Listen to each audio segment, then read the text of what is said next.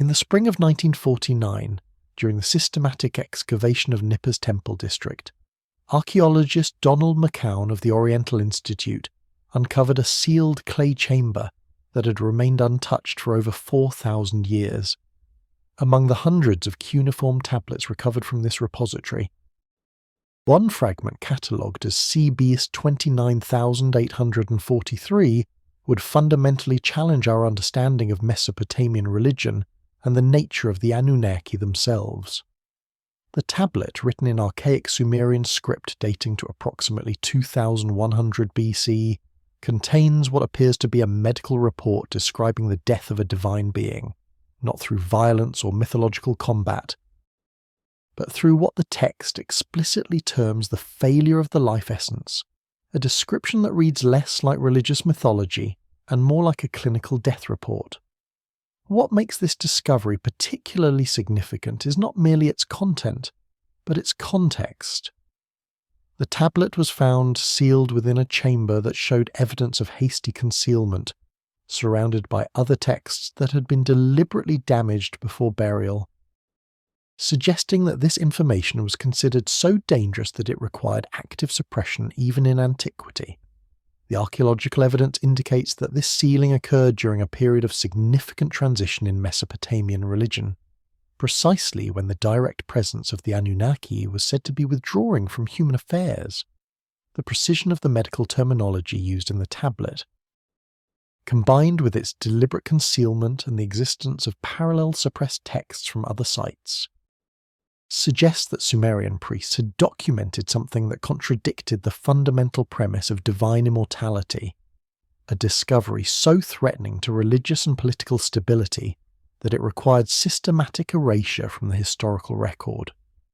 The sealed chamber discovered beneath Nippur's Eka temple complex in 1949 contained more than 300 tablets arranged in deliberate categories that suggested systematic archival organization rather than random storage. The chamber's construction itself revealed unusual features: walls lined with bitumen-sealed brick that created an airtight environment, and a roof structure designed to withstand significant weight, indicating the builders expected the chamber to remain buried for extended periods. Archaeological analysis of the chamber's contents revealed that the tablets had been sorted into specific groupings before sealing, with medical texts separated from administrative records and astronomical observations. The central grouping contained 7 tablets that described what the texts term the diminishment crisis, referring to a period when certain Anunnaki began exhibiting symptoms that Sumerian physicians recognized as fatal conditions. The discovery team led by Donald McCown documented the chamber's precise location at a depth of 11.3 meters below the temple's foundation platform, positioned directly beneath what had been the innermost sanctuary of the Eka complex. The chamber measured approximately 4.2 meters in length, 3.8 meters in width, and 2.1 meters in height, dimensions that created an interior volume carefully calculated to accommodate the tablet archive while maintaining structural integrity under the massive weight of the temple structure above. The bitumen sealant applied to the chamber walls consisted of multiple layers, each approximately 2 centimeters thick, creating a composite barrier totaling nearly 12 centimeters of waterproof protection. Chemical analysis conducted by the University of Chicago in 1952 revealed that this bitumen had been mixed with crushed limestone and organic binders that enhanced its adhesive properties and resistance to groundwater infiltration. The tablet arrangement within the chamber demonstrated methodical organization that exceeded normal archival practices. Medical texts occupied stone shelves along the eastern wall, astronomical observations lined the western wall, and administrative records filled the southern section, while the northern wall housed what appeared to be interpretive texts that cross-referenced information between the different categories. Each grouping was separated by thin copper sheets that served as physical dividers, while also creating what modern analysis suggests may have been electromagnetic shielding between different document types. The copper sheets, analysed through X-ray fluorescence spectroscopy, showed purity levels of 98.7%, indicating advanced metallurgical refining processes. The 7 central tablets describing the diminishment crisis were positioned on a raised platform in the chamber's exact centre, elevated approximately 30 centimetres above the floor level. These tablets had been wrapped in linen cloth treated with cedar resin before being placed in individual ceramic containers, each sealed with bitumen stoppers. The preservation efforts applied specifically to these 7 tablets exceeded those used for any other documents in the chamber, suggesting the scribes recognised their exceptional importance or sensitivity. Radiocarbon dating of the linen wrappings conducted in 2003 produced dates clustering around 2100 BC, with a margin of error of plus or minus 40 years. The physical condition of the tablets revealed additional significant details. Unlike typical administrative documents that showed signs of regular handling and consultation, these medical texts displayed minimal wear patterns, indicating they had been inscribed and then immediately sealed with limited circulation. Several tablets showed evidence of having been partially erased and rewritten, with earlier layers of text visible through modern imaging techniques. Multispectral imaging analysis conducted in 2008 revealed that these earlier text layers contained even more explicit descriptions of divine mortality that had been deliberately obscured before the final sealing. The erasure pattern suggested not simple correction of scribal errors, but systematic sanitization of the most disturbing medical details. The chamber also contained physical evidence beyond the tablets themselves. Ceramic vessels discovered along the chamber's periphery held residual materials that appeared to be medical specimens or treatment compounds. Bronze surgical instruments found wrapped in protective cloth included cutting tools with blade edges measuring less than 1 millimetre in thickness, suggesting precision medical procedures. Most significantly, the chamber contained 3 sealed stone boxes that held what chemical analysis identified as desiccated biological tissue samples, preserved through methods that anticipated techniques not officially developed until Egyptian New Kingdom mummification practices 500 years later. Analysis of the medical terminology used in CBS 29843 reveals vocabulary that appears nowhere else in Sumerian religious literature, but matches precisely with terms found in human medical texts. The phrase namtila nutuku, literally meaning life essence not possessing, appears consistently throughout the tablet in contexts that describe progressive deterioration rather than sudden divine departure. The text employs technical medical vocabulary including gizitum for blood disorder, Suzi for breathing difficulty, and Huzi La'al for diminished strength, terms that correspond to systematic symptom documentation rather than mythological description. Most significantly, the tablet uses the verb bo'ug, meaning physically died, rather than the ceremonial terms typically employed for divine departure such as anes inji, meaning to heaven returned, suggesting the scribes were documenting actual death rather than theological transformation. The linguistic analysis conducted by Samuel Noah Kramer between 1952 and 1956 established that the medical terminology in these tablets derived from a technical vocabulary developed specifically for human medicine during the early dynastic period. The term gizitum appears in medical compendiums from Lagash dating to approximately 2600 BC, where it describes symptoms of what modern medicine would recognize as anemia or blood disorders characterized by weakness, pallor, and progressive decline. The precision with which this term is applied in the divine mortality text indicates the scribes recognized identical symptomatology in the affected Anunnaki, suggesting biological similarity sufficient to permit diagnostic comparison.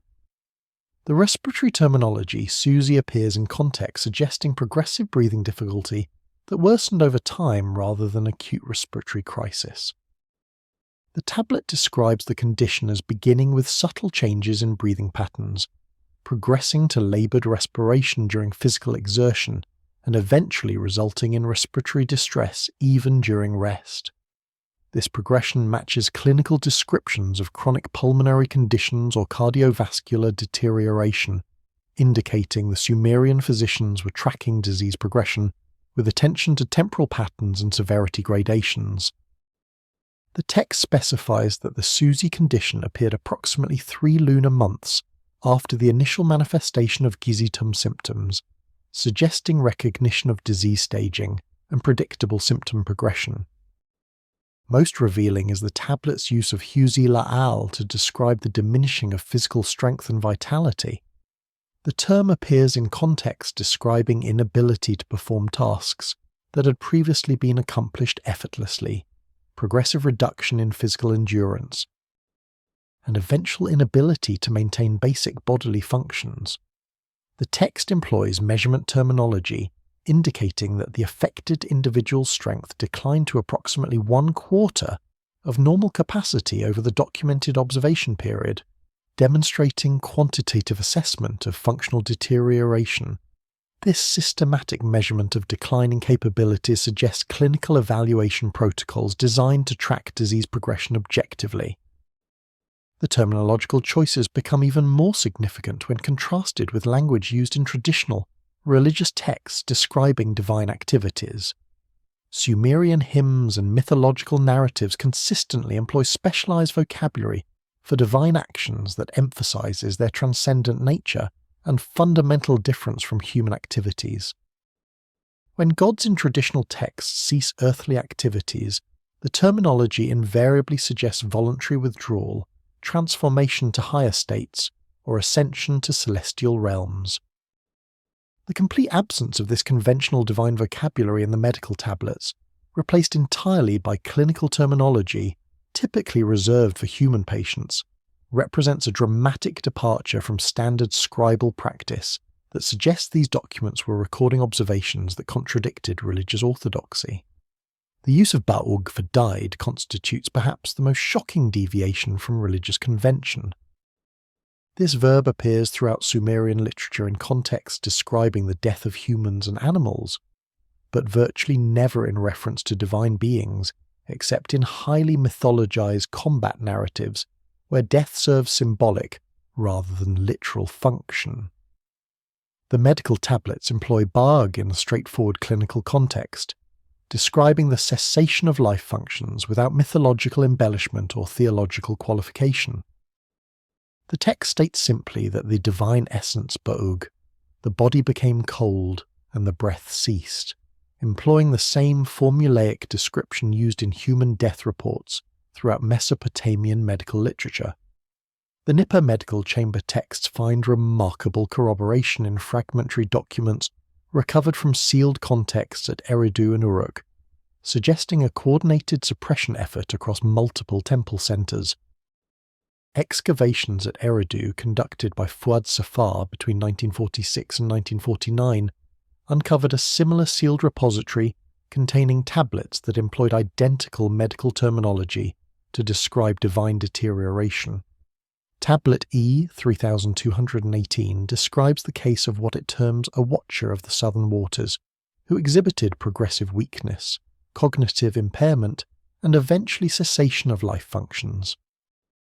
The Eridu texts add crucial details absent from the Nippur records, including specific time periods for symptom progression. The complete decline apparently occurred over a span of approximately 6 lunar months from first symptoms to death, a time frame that suggests biological processes rather than mythological narrative. The Eridu repository was discovered in circumstances remarkably similar to the Nippur find, sealed within a chamber beneath the Temple of Enki at a depth of 9.8 meters below the temple platform. The chamber construction utilized identical bitumen sealing techniques and copper sheet dividers, suggesting these repositories were constructed according to standardized protocols developed specifically for concealing sensitive medical documentation. The architectural similarity extended to chamber dimensions, with the Eridu repository measuring 4.1 meters by 3.9 meters by 2.2 meters, nearly identical to the Nippur chamber, and suggesting both were designed to accommodate similar volumes of archival material. The Eridu tablets provided crucial chronological details that enabled reconstruction of typical disease progression patterns. Tablet E 3218 documents observations spanning 7 lunar months, beginning with notation of the initial symptoms during the month of Nisanu, in what the text identifies as the 3rd year of Ibisin's reign, corresponding to 2026 BC. The first entry describes the affected individual as experiencing unusual fatigue and diminished appetite, symptoms initially attributed to temporary malaise.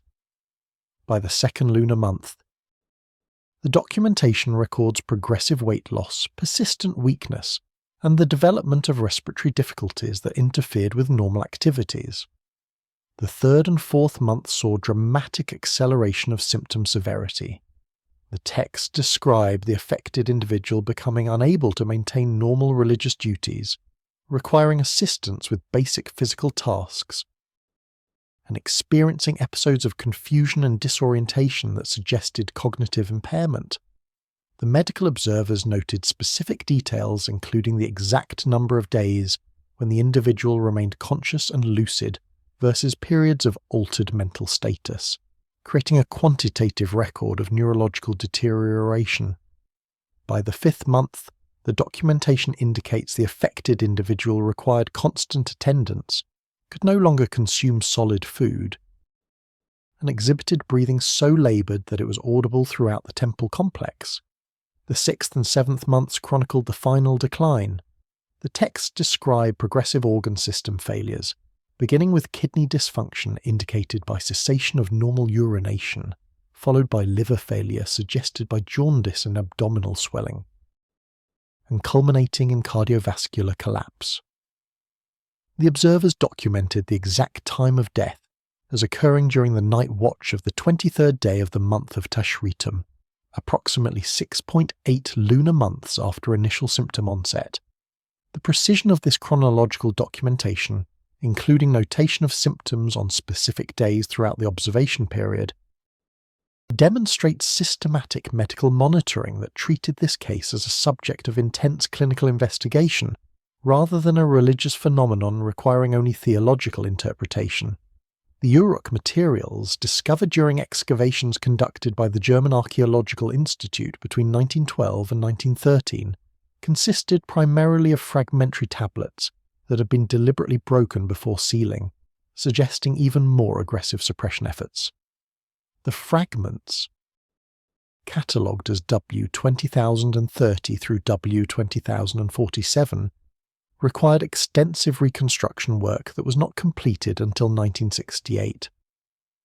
When reassembled, these tablets revealed medical case studies of multiple individuals, suggesting the mortality crisis affected numerous Anunnaki rather than isolated cases. The texts indicate that at least 5 separate individuals at the Uruk temple complex exhibited similar symptom progressions during a concentrated period, spanning approximately 3 years. The Uruk documentation included attempted treatments that provided insight into Sumerian medical capabilities and their understanding of the underlying condition. The texts describe administration of mineral compounds, including what they term the white stone of life and the red stone of vitality, chemical analysis of which suggests these were purified salts of silver and copper respectively. Dosages were carefully measured and recorded, with the texts noting that initial treatments of approximately 2 shekels, equivalent to roughly 16 grams, were administered daily before being increased to 4 shekels when initial dosages proved ineffective. The systematic dose escalation and documentation of treatment responses demonstrates clinical trial methodology applied to experimental therapeutics. Babylonian astronomical diaries from the period immediately preceding the tablet sealing contain references to unusual celestial phenomena that temple astronomers associated with divine crisis events. Tablet BM 45,700. And 89 describes observations of what it calls the darkening of the star of Enki during the month when the gods grew silent. corresponding to a recorded stellar occultation event that modern astronomy can date to 2113 BC. The astronomical records indicate that this celestial event coincided precisely with the period when multiple temple centers reported disruptions in divine communication and the cessation of regular theophanic appearances. The correlation between astronomical observations, medical documentation, and religious disruption suggests that Sumerian priests were attempting to understand a genuine crisis through multiple investigative frameworks simultaneously. The astronomical diary tablets, maintained continuously by Babylonian temple astronomers from at least the 8th century BC but drawing on observational traditions extending back to the 3rd millennium BC, preserved night-by-night records of celestial phenomena with extraordinary precision. The entry for the 15th day of the month of Abu in the year, corresponding to 2113 BC, describes the star known as Mul-Idim, identified with the god Enki and corresponding to the modern star Canopus, experiencing what the text terms an unnatural dimming that lasted for 7 consecutive nights. The observers recorded that the star's brightness decreased to approximately half its normal magnitude, a measurement conducted through comparison with reference stars of known brightness that served as ancient photometric standards. Modern astronomical calculations confirm that no natural stellar occultation, eclipse, or other conventional celestial event could account for the observed dimming of Canopus during the specified dates. The star's position relative to the Moon, Sun, and planetary bodies during this period precluded any natural occlusion, suggesting the observed dimming resulted from atmospheric phenomena, observational equipment malfunction, or, as the ancient texts imply, events related to the divine beings associated with the star. The astronomical impossibility of the recorded event by natural mechanisms lends credence to the ancient interpretation that something extraordinary was occurring. Though whether that extraordinary event was divine mortality or some other phenomenon remains subject to interpretation. The astronomical diaries also record unusual activity around other celestial markers associated with major Anunnaki figures. During the same general period, observers noted irregular movements and brightness variations in what they termed the Star of Enlil, corresponding to the planet Saturn and the Star of Anu, associated with the northern celestial pole. The texts describe these celestial irregularities using terminology that suggests the observers perceive them as symptomatic indicators parallel to the medical symptoms documented in the mortality texts. The phrase, "the stars show the weakness," appears repeatedly, indicating the astronomers interpreted celestial phenomena through the same diagnostic framework being applied to the physical symptoms of deteriorating divine beings. Temple administrative records from the same period document disruptions in religious activities that correlated precisely with the astronomical irregularities and medical crisis.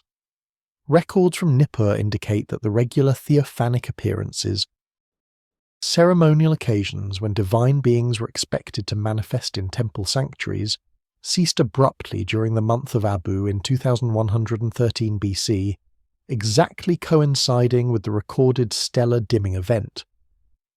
The administrative texts describe repeated attempts to conduct the standard theophanic rituals, noting that the divine presence failed to manifest despite meticulous adherence to all prescribed ceremonial protocols. The priests attributed this failure initially to ritual error and conducted additional purification ceremonies, but when these also failed to restore divine communication, they began documenting the disruption as an unprecedented crisis. The correlation between celestial observations, medical documentation, and ritual disruptions extends across multiple temple centers with remarkable temporal precision. Records from Uruk, Eridu, and Lagash all document the cessation of regular divine communication during the same lunar month, suggesting the crisis affected the entire Mesopotamian religious system simultaneously, rather than manifesting as isolated local phenomena. This geographical breadth and temporal synchronization indicates an actual systemic event rather than localized religious or political developments, supporting the interpretation that Sumerian priests across multiple cities were documenting a genuine crisis affecting the Anunnaki population. Modern chemical analysis of residual materials found in the sealed chambers has revealed traces of complex organic compounds that suggest sophisticated preservation attempts.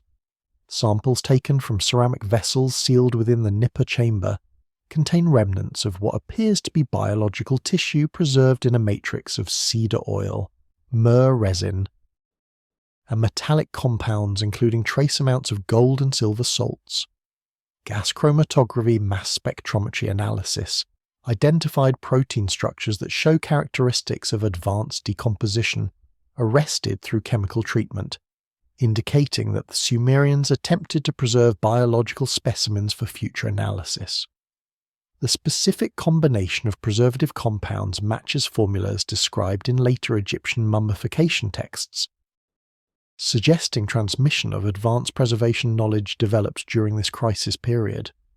The biochemical analysis conducted between 2006 and 2009 by researchers at the University of Pennsylvania employed multiple analytical techniques to characterize the residual materials. Gas chromatography identified volatile organic compounds, including terpenes from cedar oil, triterpenes from myrrh resin, and various oxidation products that indicated the original materials had been carefully prepared and combined in specific ratios. The cedar oil component, identified through its characteristic diterpenoid signatures, comprised approximately 40% of the organic matrix, while myrrh resin constituted roughly 35%, with the remaining 25% consisting of other plant resins and oils, including frankincense and styrax.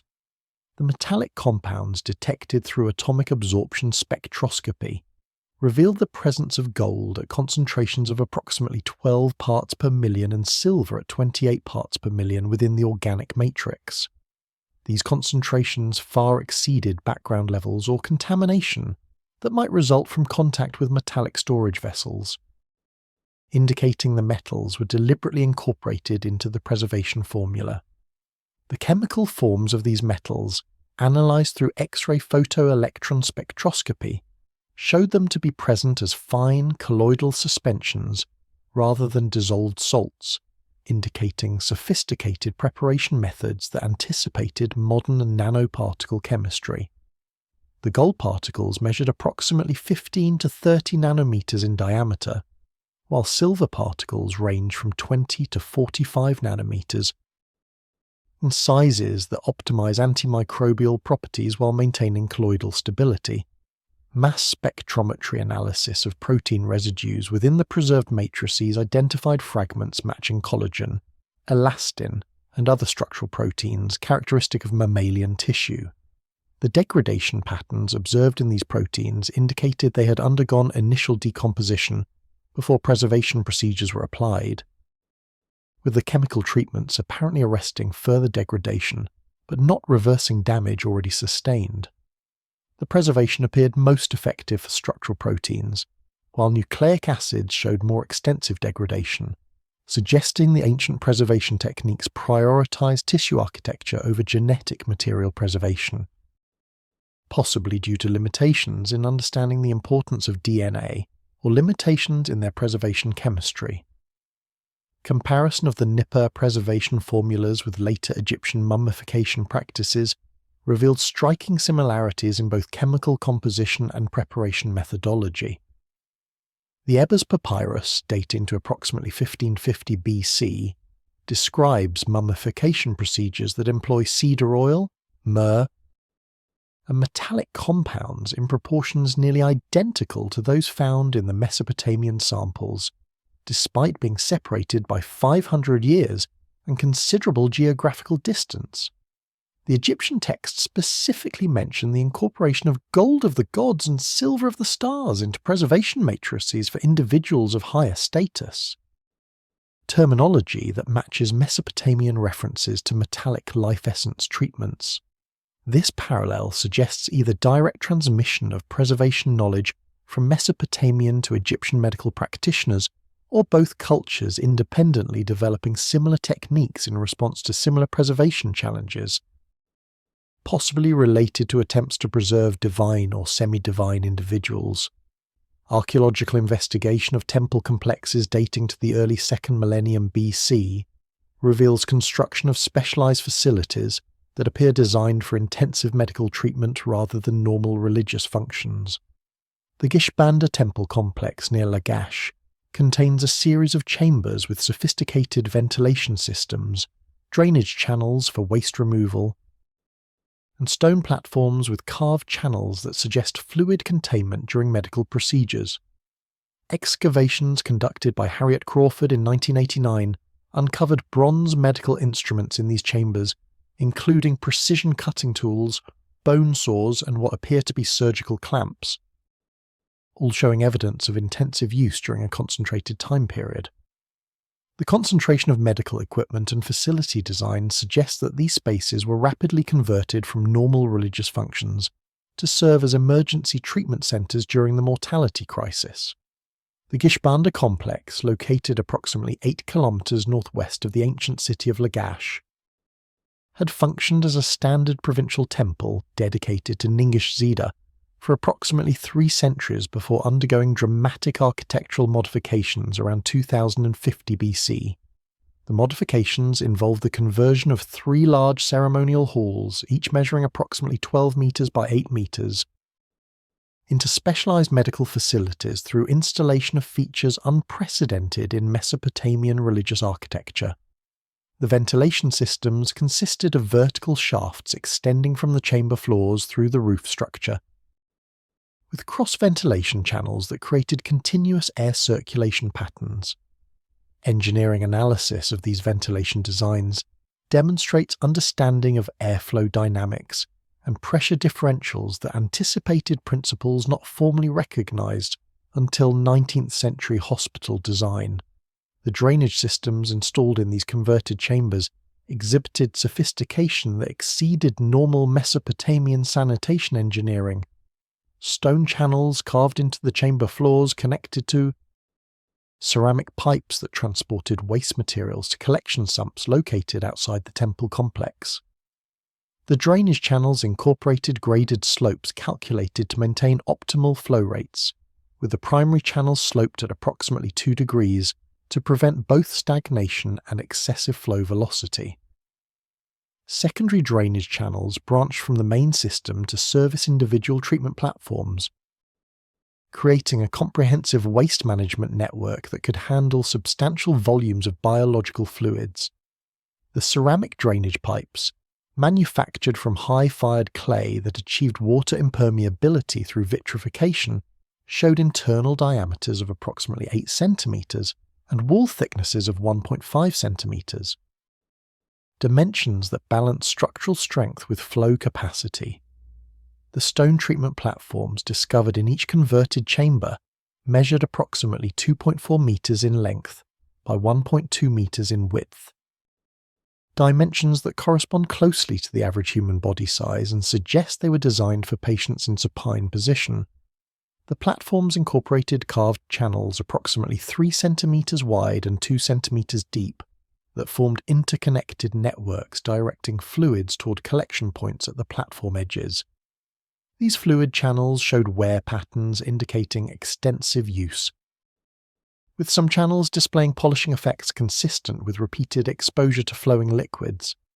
Chemical analysis of residues within the channels identified traces of human blood proteins, suggesting these platforms served for surgical procedures or treatment of traumatic injuries that involved significant hemorrhage. The bronze medical instruments recovered from the Gishbanda chambers represent the most extensive collection of Sumerian surgical tools ever discovered in a single context. The assemblage included 47 separate instruments, ranging from delicate probes measuring 15 centimeters in length to substantial bone saws exceeding 30 centimeters.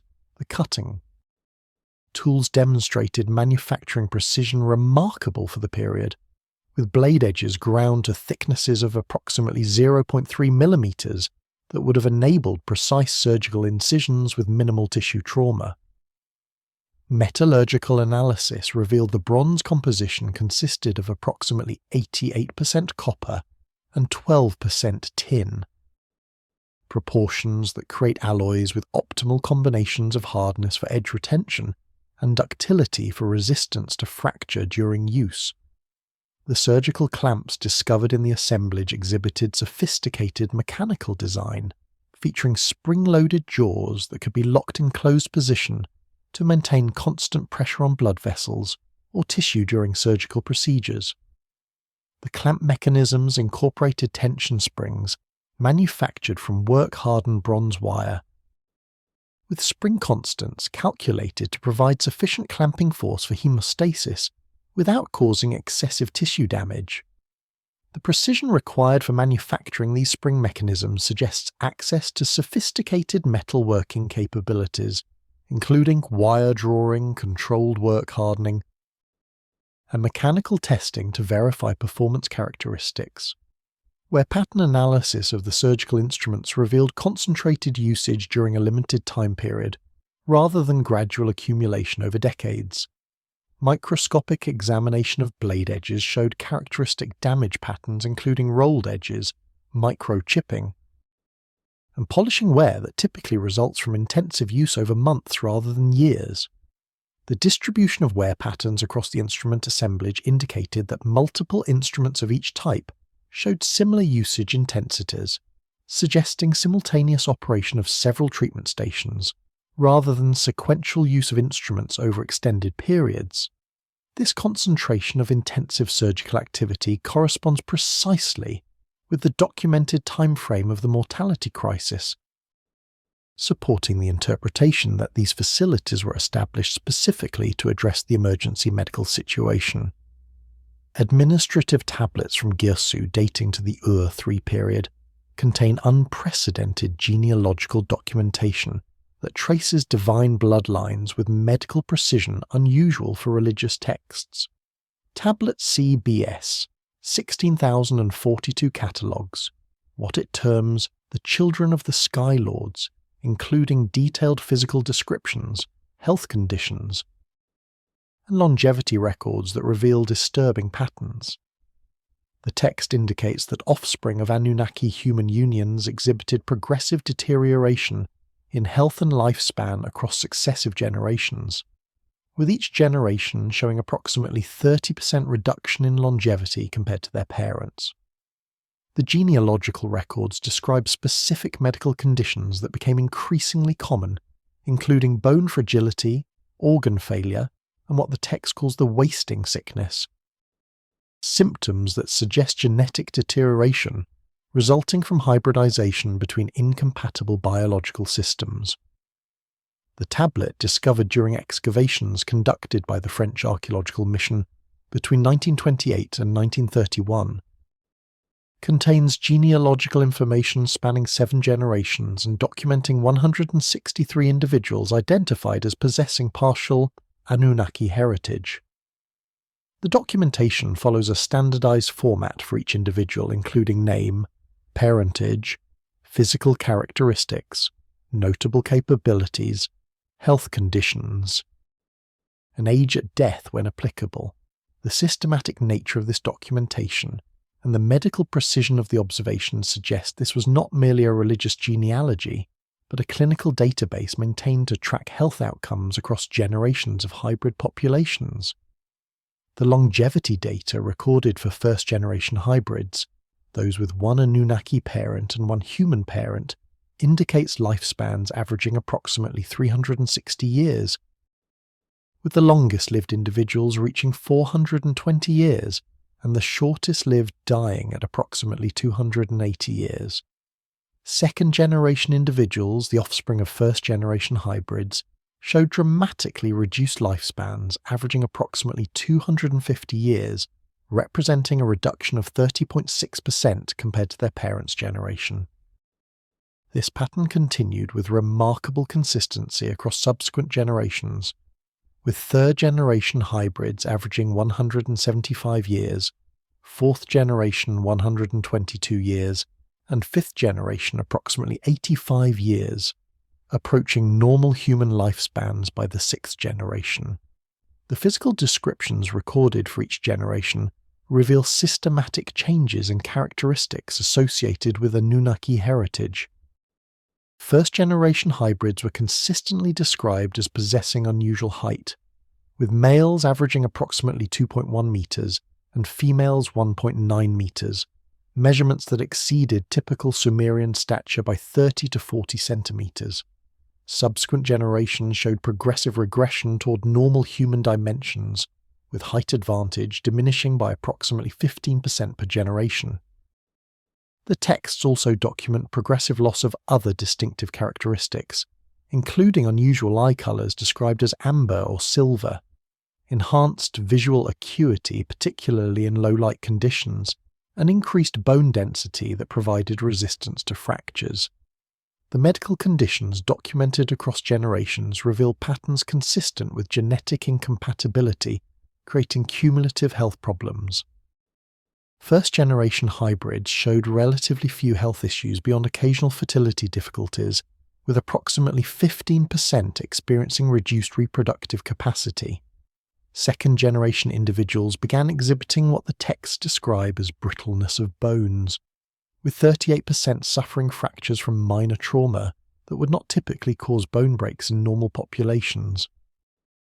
Third-generation individuals showed dramatically increased rates of what the texts term the organ-weakening sickness, describing symptoms consistent with premature organ failure affecting kidneys, liver and heart. By the 4th generation, approximately 62% of individuals died before reaching their 40th year, with the majority succumbing to organ system failures or what the text describes as the wasting sickness. The wasting sickness received detailed documentation that enables modern medical interpretation of the condition. The texts describe progressive weight loss despite adequate food intake, extreme fatigue that prevented normal activities, development of skin lesions, hair loss, and eventual multi-organ failure. The symptom cluster matches closely with modern understanding of systemic autoimmune conditions or genetic metabolic disorders that prevent normal cellular function. The increasing frequency of this condition across generations, affecting less than 5% of first-generation hybrids, but over 40% of fourth-generation individuals, suggest accumulation of deleterious genetic factors that became increasingly problematic as Anunnaki genetic material became diluted and fragmented through successive outcrossing. The Egyptian temple archives at Heliopolis contained parallel documentation of divine mortality that demonstrates this was not merely a Mesopotamian phenomenon, but a crisis affecting divine beings across multiple ancient civilizations. The Heliopolitan fragments discovered during excavations conducted by Selim Hassan between 1929 and 1939 describe what they term the withdrawal of the Neteru due to the corruption of their vital essence. Papyrus Heliopolis 7 describes medical treatments attempted by Egyptian priests to address the condition affecting divine beings, including specialized dietary regimens, mineral supplements, and what the text calls star metal medicines, apparently referring to meteoric iron compounds. The medical terminology and treatment protocols match closely with those described in Mesopotamian sources, suggesting either direct communication between Egyptian and Mesopotamian medical practitioners or shared access to common knowledge sources regarding divine biology. The Heliopolitan archive fragments, catalogued as Papyrus Heliopolis 1 through Papyrus Heliopolis 12, were recovered from a sealed chamber beneath the ruins of the main temple complex at ancient Heliopolis, located in what is now a suburb of modern Cairo. The chamber, discovered at a depth of 6.7 meters below the foundation level of the 12th dynasty temple structure, showed architectural features remarkably similar to the Mesopotamian sealed repositories, including bitumen waterproofing and deliberate organization of documents by subject category. The papyri themselves dated through radiocarbon analysis to approximately 1900 to 1800 BC, making them slightly later than the Mesopotamian medical texts, but describing events that occurred during the same general historical period. Papyrus Heliopolis 7 the most complete of the medical texts, measures approximately 1.8 meters in length and contains 42 columns of hieratic script describing treatments administered to individuals designated by the title Neteru Ankh, meaning living gods or divine beings. The text employs medical terminology that distinguishes these patients from normal humans through references to their unique physiology and the special treatments required for their conditions. The document describes the condition affecting the Neteru as a corruption of the Ankh, the Egyptian concept of vital life force, resulting in progressive loss of divine capabilities and eventual death.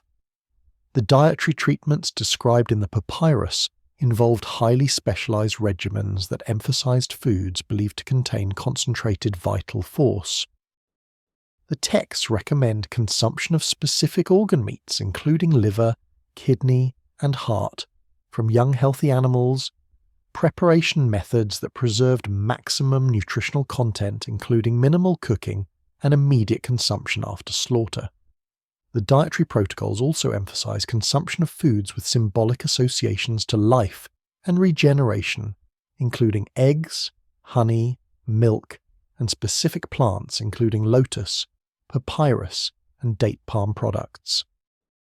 Quantities were precisely specified, with the text recommending daily consumption of amounts that would have provided caloric intake substantially exceeding normal requirements, suggesting the affected individuals were experiencing hypermetabolic states that increased nutritional demands.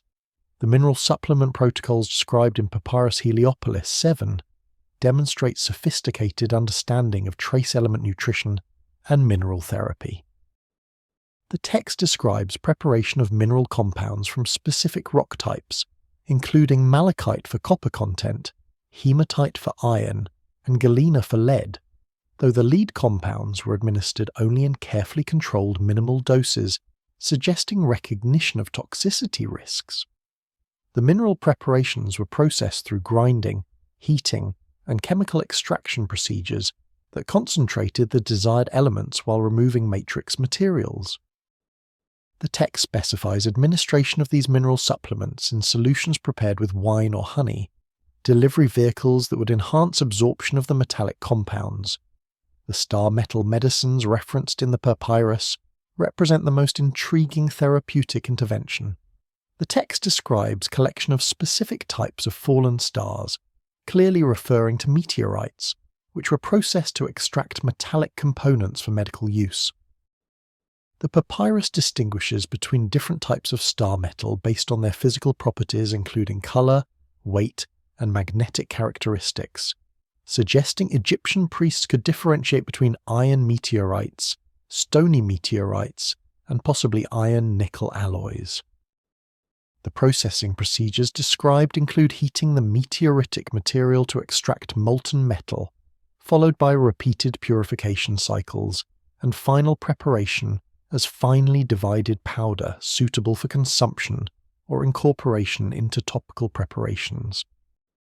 Chemical analysis of residues from Egyptian medical vessels dating to this period has confirmed the presence of meteoric iron compounds through identification of characteristic nickel-to-iron ratios that distinguish meteoric metal from terrestrial sources.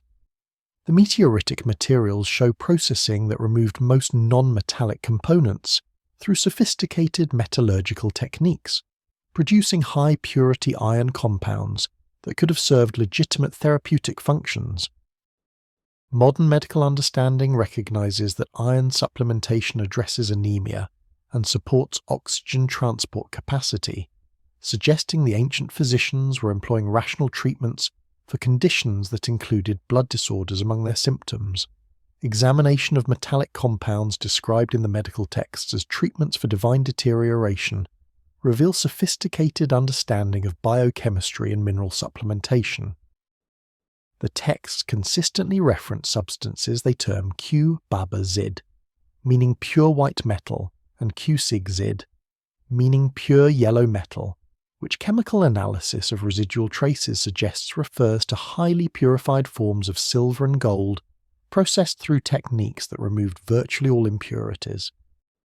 Metallurgical studies of samples recovered from medical chambers reveal these metals were processed into colloidal suspensions using methods that anticipated modern nanoparticle preparation techniques.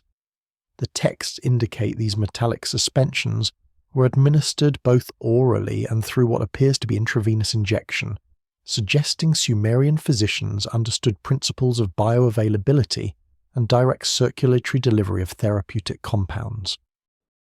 The purification processes described in the metallurgical texts involved repeated cycles of melting, oxidation, and reduction that progressively removed impurities from the base metals. For silver purification, the texts describe heating silver ore with lead in ceramic crucibles, allowing impurities to oxidize and separate as slag, while the purified silver remained in metallic form. This cupellation process, repeated multiple times with fresh batches of lead, could achieve silver purity levels exceeding 99.5%, approaching the limits of ancient metallurgical technology. Similar refining procedures for gold involved heating with common salt and brick dust, chemical processes that removed base metal impurities through chlorination reactions, producing gold with purity exceeding 99.8%. The preparation of colloidal suspensions from these purified metals demonstrates remarkable sophistication in pharmaceutical technology. The texts describe procedures involving mechanical grinding of the purified metals into extremely fine powders using specialized grinding equipment including stone mortars with surfaces treated to minimize metal adhesion. The grinding process continued until the metal powders achieved fineness such that individual particles were invisible to the naked eye, a specification that suggests particle sizes in the submicron range. These fine metallic powders were then suspended in liquid vehicles including purified water, wine, or oil through vigorous agitation and addition of stabilizing compounds that prevented particle aggregation. Modern analysis of residual materials from vessels used for these preparations has confirmed the presence of metallic nanoparticles, with size distributions matching those described in the texts. Transmission electron microscopy of samples from ceramic vessels recovered from the Nippur medical chamber revealed gold nanoparticles with diameters ranging from 10 to 50 nanometers, with mean particle size of approximately 25 nanometers. Silver nanoparticles from similar contexts showed slightly larger size distributions averaging 30 to 40 nanometers. These particle sizes correspond to optimal dimensions for colloidal stability while maintaining substantial surface area that would enhance potential biological activity. The administration methods described for these metallic suspensions indicate understanding of different routes of drug delivery and their relative effectiveness. Oral administration involved consumption of measured quantities of the colloidal suspension, typically specified as amounts equivalent to 1 to 3 shekels, corresponding to approximately 8 to 24 grams of liquid suspension. The texts note that oral administration required repeated daily doses over extended periods, suggesting recognition that gastrointestinal absorption provided relatively slow and incomplete delivery of the metallic compounds to the bloodstream. More intriguingly, several texts describe administration methods that appear to involve direct introduction of the metallic suspensions into the bloodstream. Tablet B M 53241 describes a procedure termed the opening of the vessel of life, involving insertion of a bronze tube through the skin into what the text describes as the main river channel, clearly referring to a major blood vessel. The text specifies that the bronze tube must be precisely positioned to permit flow of the healing metal into the divine stream, describing a procedure remarkably similar to modern intravenous injection or infusion. The quantities administered through this direct method were substantially smaller than oral doses, typically equivalent to 1/4 shekel or approximately 2 grams of suspension, suggesting recognition that intravenous administration provided much more efficient delivery. The therapeutic rationale for metallic supplementation becomes clearer when examined alongside the documented symptoms of divine deterioration. The consistent references to blood disorders, weakness, and loss of vital essence suggest conditions that might have responded to supplementation with specific minerals. Modern medical knowledge recognizes that silver and gold compounds can affect immune system function, inflammatory responses, and cellular signaling pathways. While ancient physicians could not have understood these mechanisms in modern terms, empirical observation might have revealed therapeutic benefits that justified the elaborate preparation and administration protocols documented in the texts. Cuneiform tablets from the final period of direct Anunnaki presence contain explicit discussions of what they term the weakening of the blood of the gods, descriptions that read remarkably like ancient understanding of genetic deterioration. Tablet VAT 18,934 describes how the divine essence becomes diluted through mixing with earthly stock, resulting in offspring who possess diminished capacities and shortened lifespans. The text employs metaphors of strong wine being mixed with water until it loses its potency, but the precision of the descriptions suggests understanding that went beyond mere analogy. Most significantly, the tablet describes attempts to concentrate the divine essence through selective breeding programs, indicating that Sumerian priests recognized genetic principles and attempted to apply them to preserve Anunnaki biological characteristics in hybrid populations. The tablet, housed in the Vorderasiatisches Museum in Berlin, consists of 6 columns of densely written Sumerian text, dating to approximately 2000 BC, based on paleographic analysis of the script style. The document appears to have been composed as a theoretical treatise on bloodline management rather than an administrative record, with its structure following logical argumentation patterns unusual for Mesopotamian religious texts. The author, identified in the colophon as Ur-Nama son of Enlil-Bani, master physician and keeper of the divine lineages, presents what amounts to an ancient genetic theory explaining observed patterns of trait inheritance and deterioration. The core metaphor of wine dilution appears in the second column, where the text states that as pure wine of the gods mixes with the water of earthborn humanity, each mixing reduces the strength, until finally the divine taste vanishes entirely and only water remains. The text provides specific numerical relationships indicating that offspring of first mixing retain approximately 2/3 divine essence, those of second mixing retain 4/9, those of third mixing retain 8/27, following a mathematical progression that suggests understanding of proportional inheritance. These ratios correspond remarkably well with genetic inheritance patterns, where each generation receives half its genetic material from each parent, resulting in progressive dilution of any unique genetic contribution across generations. The tablet describes observable consequences of this essence dilution across generations, including reduced physical stature, shortened lifespan, loss of distinctive sensory capabilities, and increased susceptibility to diseases. The text notes that while first-generation mixed offspring demonstrate capabilities approaching those of pure divine lineage, by the 4th generation the divine characteristics become so diluted as to be barely distinguishable from fully human populations. This observation matches the genealogical data documented in other administrative texts, providing theoretical framework for understanding the empirical patterns recorded in medical genealogies.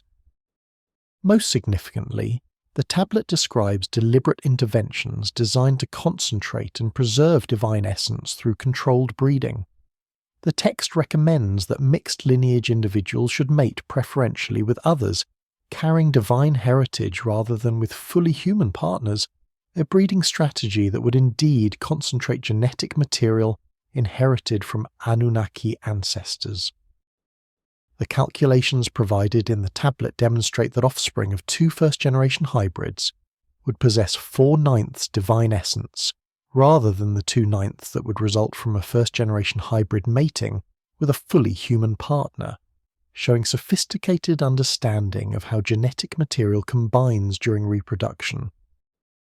The breeding program protocols described in the tablet extend beyond simple mate selection to include what amount to genetic screening procedures for identifying individuals carrying concentrated divine heritage. The text describes assessment methods including physical measurements, capability testing, and genealogical verification that would identify suitable breeding partners. The physical assessments emphasize characteristics known to correlate with Anunnaki heritage, including unusual height, distinctive eye colors, enhanced sensory capabilities, and bone density measurements. Capability testing evaluated cognitive performance, physical endurance, and what the text terms spiritual sensitivity, apparently referring to enhanced perceptual abilities attributed to divine heritage. The tablet also describes establishment of protected lineages, specific family lines selected for concentrated divine heritage that would be maintained through generations via carefully controlled breeding. These protected lineages received special status, including exemption from normal labour obligations, provision of enhanced nutrition and medical care, and preferential access to education and training. The text indicates that males from protected lineages were expected to sire children with multiple partners to maximize propagation of divine genetic material, while females from these lineages were restricted to mating only with approved males carrying verified divine heritage. These breeding protocols would have created population structures that concentrated Anunnaki genetic material in specific family lines, while allowing it to become diluted in the general population. Administrative records from multiple temple centers reveal coordinated efforts to suppress information about divine mortality, suggesting this knowledge was considered catastrophically dangerous to social stability. Tablet K 8765 describes specific protocols for handling sensitive information, including requirements that scribes who documented divine medical conditions must take binding oaths of silence, and that original tablets must be sealed in protected repositories with only sanitized copies made available for general temple archives. The text explicitly states that public knowledge of divine vulnerability could lead to the collapse of ordered society, indicating that political and religious authorities recognize the devastating implications of this discovery. Archaeological evidence reveals that these suppression protocols were implemented systematically across Mesopotamia, with sealed chambers containing original documentation discovered at virtually every major temple centre from the period.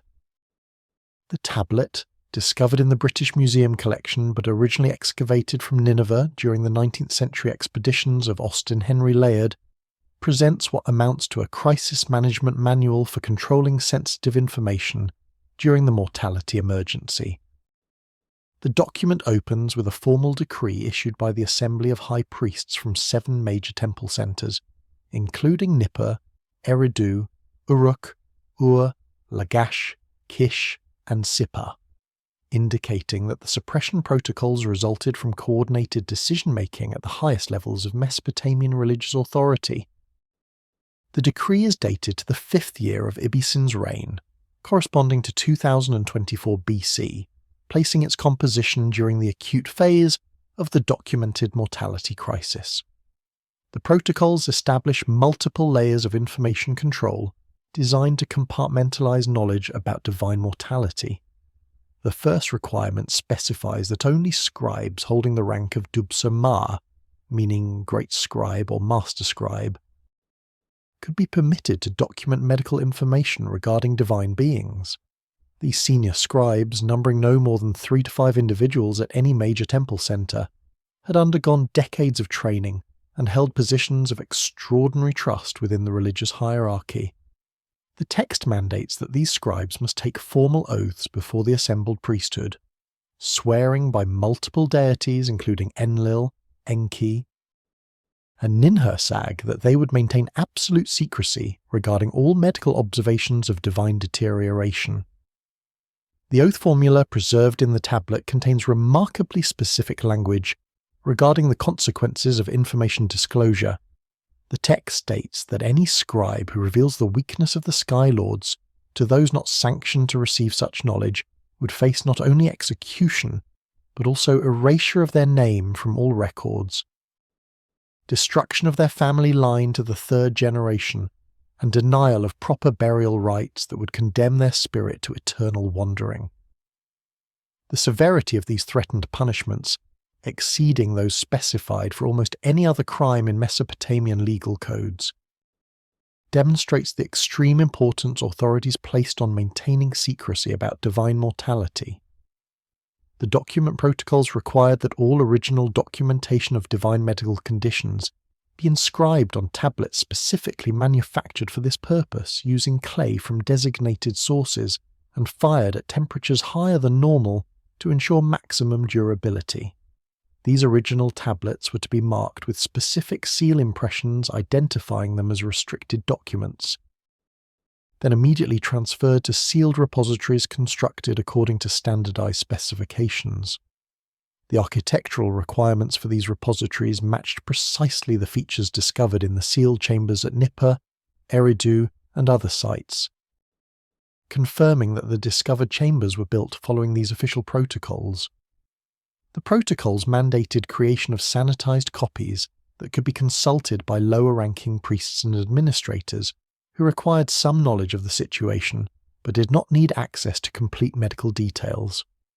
These sanitized versions were to omit specific symptom descriptions, delete references to the mortality of divine beings, and reframe the crisis using language suggesting temporary divine withdrawal rather than permanent death. The text provides explicit instructions for the euphemistic language to be employed, specifying that scribes should write that the gods have chosen to reduce their earthly presence rather than stating that the gods are dying, and should refer to the current situation as a time of divine silence rather than acknowledging cessation of divine communication. Archaeological evidence confirms systematic implementation of the suppression protocols across Mesopotamia. Excavations at conducted by Leonard Woolley between 1922 and 1934 uncovered a sealed chamber beneath the ziggurat complex that contained medical tablets, with identical construction features and seal impressions to those found at Nippur. Similar discoveries at Uruk, Lagash, Kish, and multiple other sites demonstrate that the temple centers coordinated their suppression efforts, creating a network of hidden repositories that preserved complete documentation while ensuring public ignorance of the full crisis. The consistency of chamber construction, tablet preparation methods, and sealing procedures across sites separated by hundreds of kilometers indicates central planning and shared technical specifications. Temple administrative records from immediately after the crisis period reveal the effectiveness of the suppression campaign. Documents from the Isin-Lhasa period make no direct reference to divine mortality, instead employing the authorized euphemistic language about divine withdrawal and reduced earthly presence. The religious literature produced during subsequent centuries maintained this sanitized narrative, describing Anunnaki departure as voluntary return to celestial realms rather than acknowledging the mortality crisis that had actually occurred. The success of this information suppression lasted for millennia, with modern archaeology only beginning to uncover the truth through discovery of the sealed repositories that authorities had hoped would remain hidden permanently. The traditional interpretation of Anunnaki departure as voluntary withdrawal to celestial domains requires fundamental revision when examined alongside the mortality evidence. Texts describing the Great Departure contain previously overlooked medical and logistical details that suggest not triumphant return to the heavens but desperate attempts to preserve a dying population. Tablet CBS 11,987 describes the preparation of specialized vessels for what it terms those too weak to endure the sky journey, indicating that some Anunnaki were unable to participate in the departure due to failing health. The text references establishment of what it calls resting places where those unable to depart would remain sealed until the time of restoration, a phrase that suggests not ceremonial burial, but some form of preservation or suspended animation for individuals whose deteriorating condition prevented normal departure procedures. The tablet, recovered during University of Pennsylvania excavations at Nippur, provides logistical details about the departure preparations that reveal significant medical complications affecting the process. The document describes assessment procedures conducted approximately 3 lunar months before the planned departure date, evaluating each Anunnaki individual to determine their fitness for the sky journey. The assessment criteria included respiratory capacity measured through standardized breathing tests, cardiovascular endurance evaluated through physical exertion protocols, and cognitive function assessed through memory and calculation tasks. The text indicates that approximately 30% of the evaluated individuals failed to meet minimum standards for departure fitness, a substantial proportion that suggests widespread health deterioration throughout the Anunnaki population. The specialized vessels prepared for those unable to endure standard departure procedures receive detailed description that distinguishes them from normal sky ships. The text specifies that these vessels required additional life support capabilities, including enhanced atmospheric controls, supplemental nutrition delivery systems, and continuous medical monitoring equipment. The vessel modifications apparently increased resource requirements substantially, with the text noting that each specialized vessel could accommodate only 2 to 3 passengers compared to the 12 to 15 capacity of standard vessels, forcing difficult decisions about which deteriorating individuals would receive the limited spaces available in modified craft. The reference to resting places for those unable to depart entirely provides crucial insight into the disposition of the most severely affected Anunnaki. The text describes the construction of these facilities as requiring locations with specific geological characteristics, including stable bedrock, protection from seismic activity, constant temperature conditions, and isolation from human populations. The architectural specifications include chambers carved into solid rock at substantial depths, lined with specific stone types chosen for their preservation properties, and sealed with multiple barrier systems designed to maintain stable internal environments for extended durations measured in thousands of years. The preservation procedures described for individuals placed in these resting places go far beyond simple burial practices.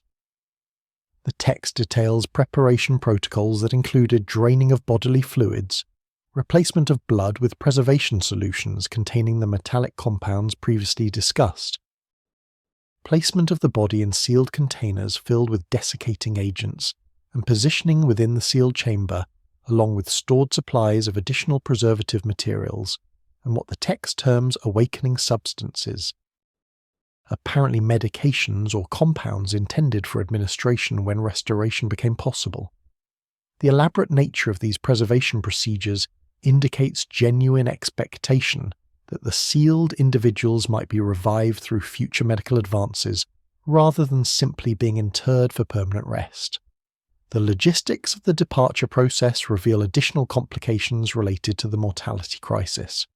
Administrative tablets document that the departure occurred in multiple phases over approximately 6 lunar months, rather than as a single coordinated event as traditional interpretations suggest.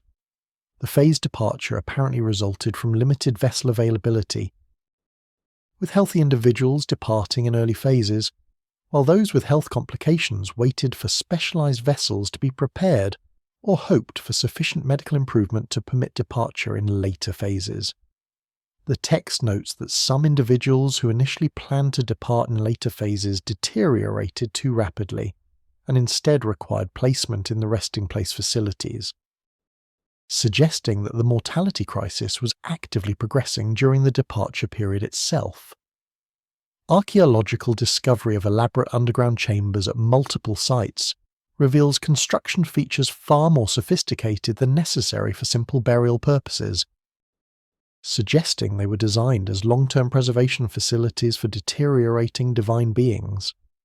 The complex discovered beneath the Osirion at Abydos during excavations conducted between 1902 and 1903 contains environmental control systems including sophisticated ventilation, temperature regulation through thermal mass principles, and humidity control through desiccant chambers. Most significantly, several chambers contain what appear to be sealed sarcophagi constructed from materials designed for biological preservation, including granite with specific mineral compositions and metallic linings that create Faraday cage effects, protecting contents from electromagnetic interference.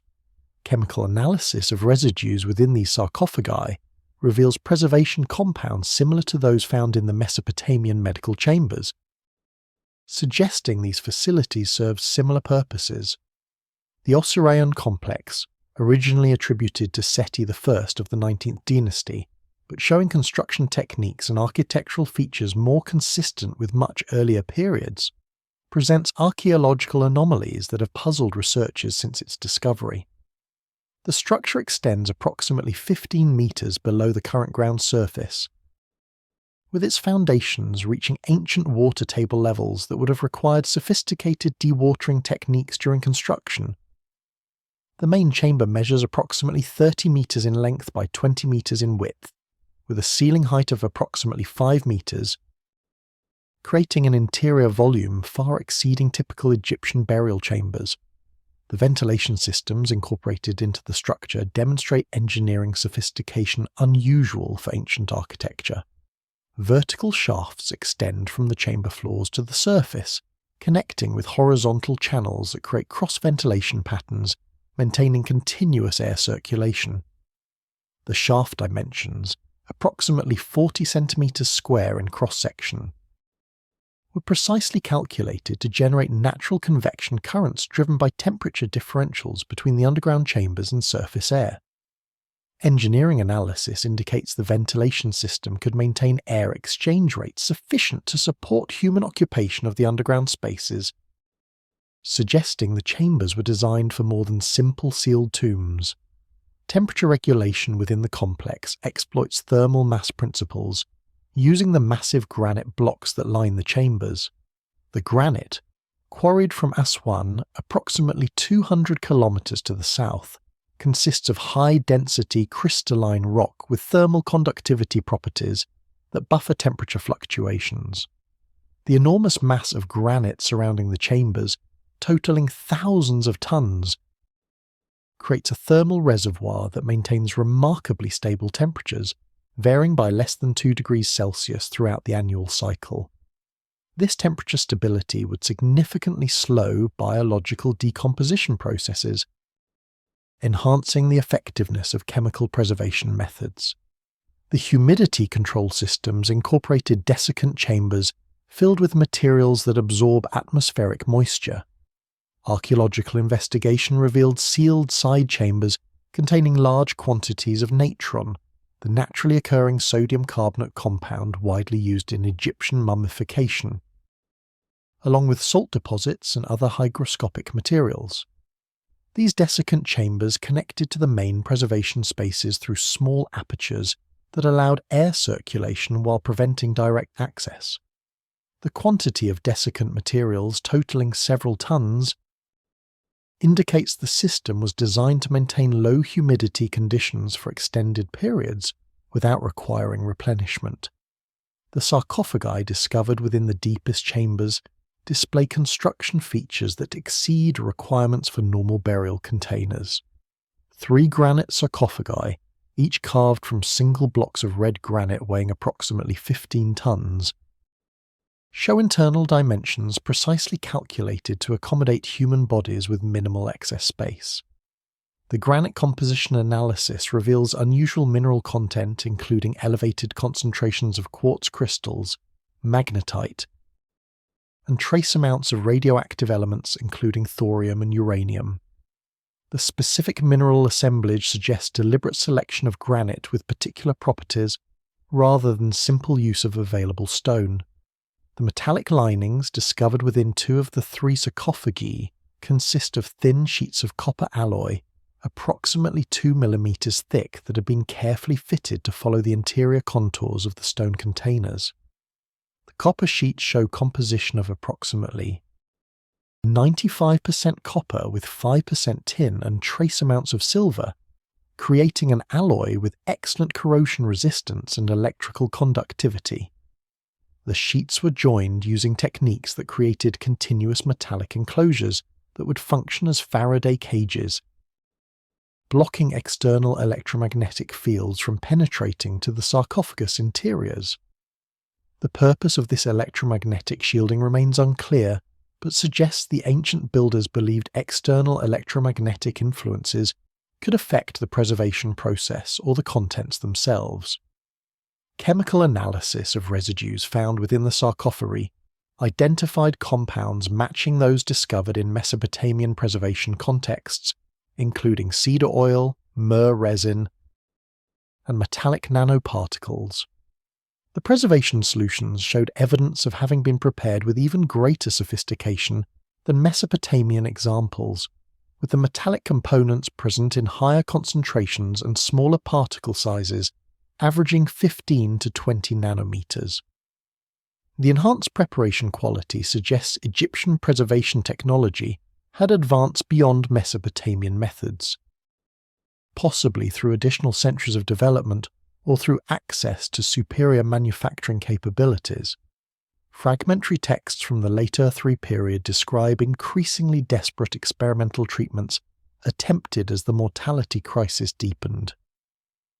Tablet BM 92156 documents what it terms the procedure of essence transfer, an apparent attempt to extend divine lifespans through transfusion of biological materials from healthy hybrid offspring to deteriorating Anunnaki individuals.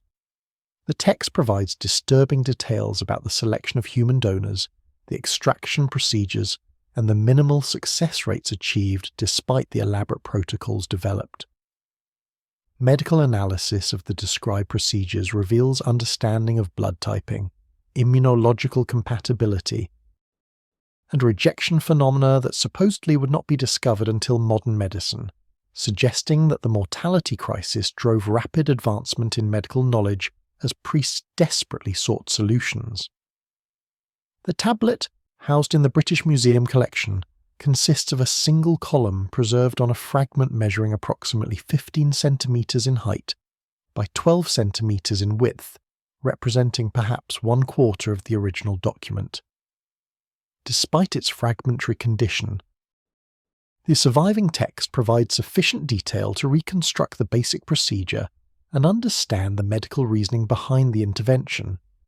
The document dates to approximately 1990 BC, based on prosopographic evidence from personal names mentioned in the text, placing it during the final decades of the Earthly dynasty, when the mortality crisis had reached its most acute phase.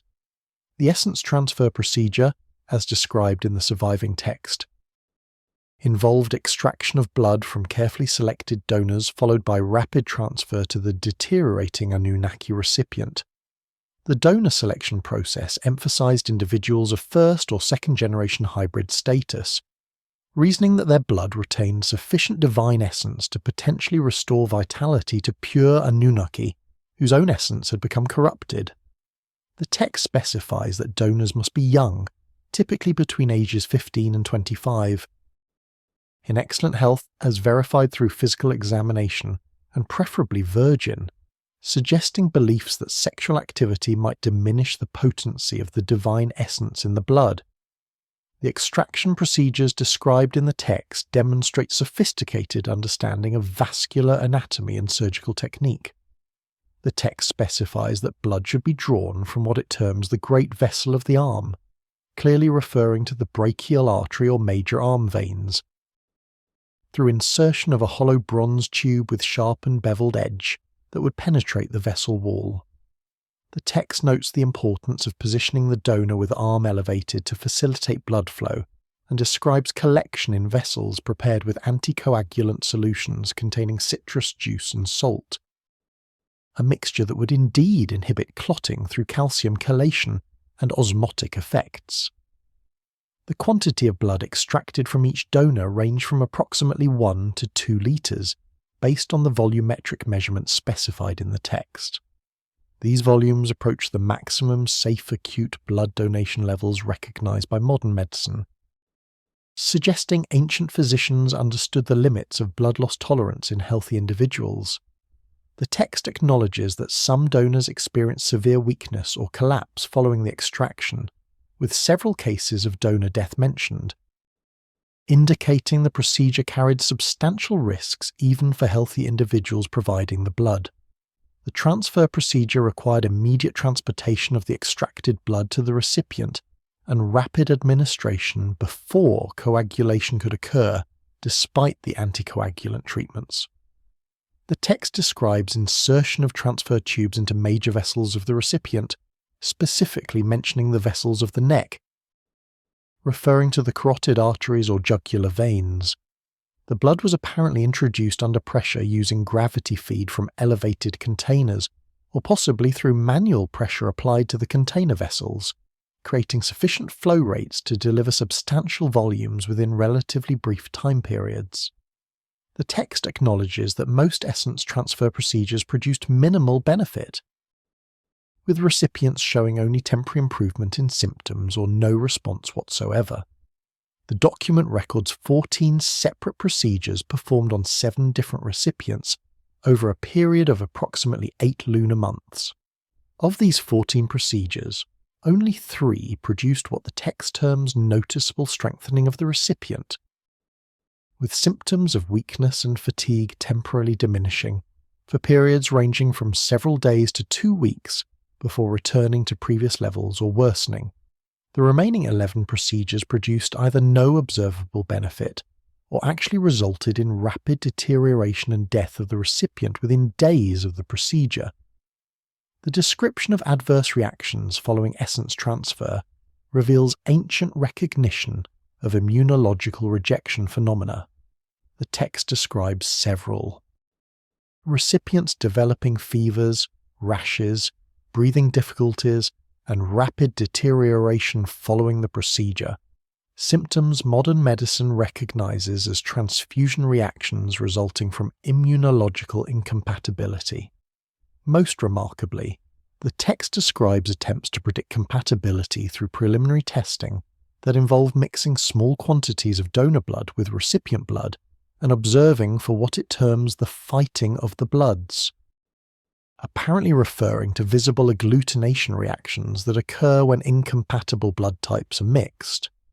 This represents sophisticated understanding of blood typing principles and compatibility testing approximately 4,000 years before the official discovery of blood groups by Carl Landsteiner in 1901. Babylonian astronomical texts contain detailed observations of unusual celestial phenomena during the period of final Anunnaki departures that suggest technological rather than mythological events. The astronomical diary tablets from Babylon describe observations of moving lights that followed the appointed star paths, objects that maintained constant brightnesses unlike planets or comets, and that appeared during precisely calculated astronomical windows when specific stellar alignments occurred. Most significantly, the text describes some of these lights as exhibiting what they term the dimming sickness, objects that gradually decreased in brightness over observation periods spanning several months before disappearing permanently. The correlation between astronomical observations of failing objects and documented mortality among divine beings suggests that Sumerian astronomers were tracking actual departure vehicles, some of which experienced catastrophic failures during the departure process. The astronomical diary tradition maintained by Babylonian temple observatories produced systematic records of celestial phenomena spanning centuries, with observations conducted nightly and documented according to standardized protocols that ensured consistency and reliability. The diaries from the period of Anunnaki departure, dating to approximately 1900 to 1800 BC, contain multiple entries describing unusual moving objects that defied classification according to normal astronomical categories. These objects did not follow planetary orbital paths, showed none of the characteristic tail or coma structures of comets, and moved with apparent purpose along trajectories that connected to specific stellar destinations identified in earlier navigational texts. The most detailed descriptions appear in Diary Tablet BM 34,789, which documents observations conducted over a 6-month period beginning in the month of Nisanu. The tablet describes the appearance of bright lights that rose from the horizon in the western direction during twilight hours, ascending at angles inconsistent with normal celestial rising patterns. The observers noted that these lights maintained constant brightness throughout their visible trajectories, unlike meteors which brighten and fade or planets whose brightness varies with atmospheric conditions. The objects followed paths that intersected specific stellar patterns, particularly the constellation groups identified as waymarkers in the departure route documentation. The brightness maintenance characteristics described in the text strongly suggest artificial rather than natural objects. Natural celestial phenomena display brightness variations resulting from changes in distance, phase angles, atmospheric extinction, or intrinsic variability. The documented objects maintained brightness constancy that astronomical analysis confirms would be impossible for natural phenomena following the described trajectories.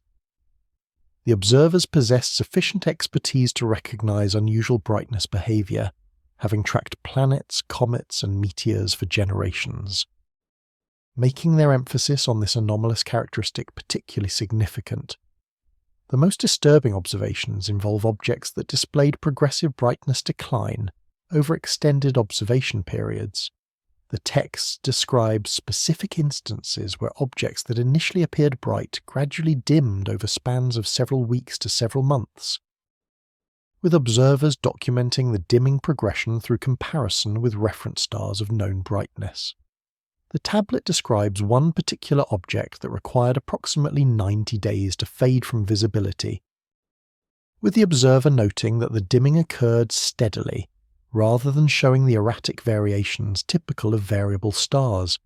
The description matches remarkably with what might be expected from failing power systems or propulsion mechanisms on artificial vehicles. The correlation between astronomical observations and documented mortality events becomes apparent when the chronology is examined in detail. The peak period of documented divine deaths, spanning approximately 18 months during the years 1990 to 1988 BC, corresponds precisely with the period when astronomical diaries record the highest frequency of unusual moving lights and failing objects. The texts note that during the early months of this period, most observed objects completed their journey successfully, disappearing from view after reaching their designated stellar destinations. However, as the crisis deepened, an increasing proportion of observed objects exhibited the dimming sickness, with failure rates apparently approaching 30 to 40% during the final months of departure activities. The astronomical texts also describe what they term the lights that fell back, objects that began ascending along the appointed paths but reversed course and descended back toward the horizon, often disappearing behind terrain features or below the horizon. Several entries describe these returning objects as showing visible distress, exhibiting erratic movements, brightness fluctuations, or trajectories that deviated from the intended paths. In 3 documented cases, observers noted objects that descended rapidly and impacted the ground at locations the texts specify by distance and direction from the observation site, suggesting these represented catastrophic failures resulting in crashes rather than controlled returns. Administrative texts from the period immediately preceding the major departures describe establishment of what they term separated sanctuaries, where certain Anunnaki were confined away from general populations. Tablet 5AT 21847 explicitly describes the isolation of those showing signs of the diminishment, indicating recognition that the mortality crisis might be contagious or that affected individuals required specialized environmental conditions.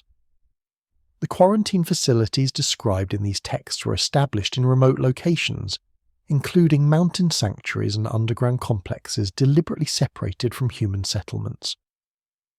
Archaeological investigation of sites matching these descriptions reveals sophisticated construction designed to maintain sealed environments with controlled access, suggesting that quarantine protocols were implemented with understanding of contamination control principles.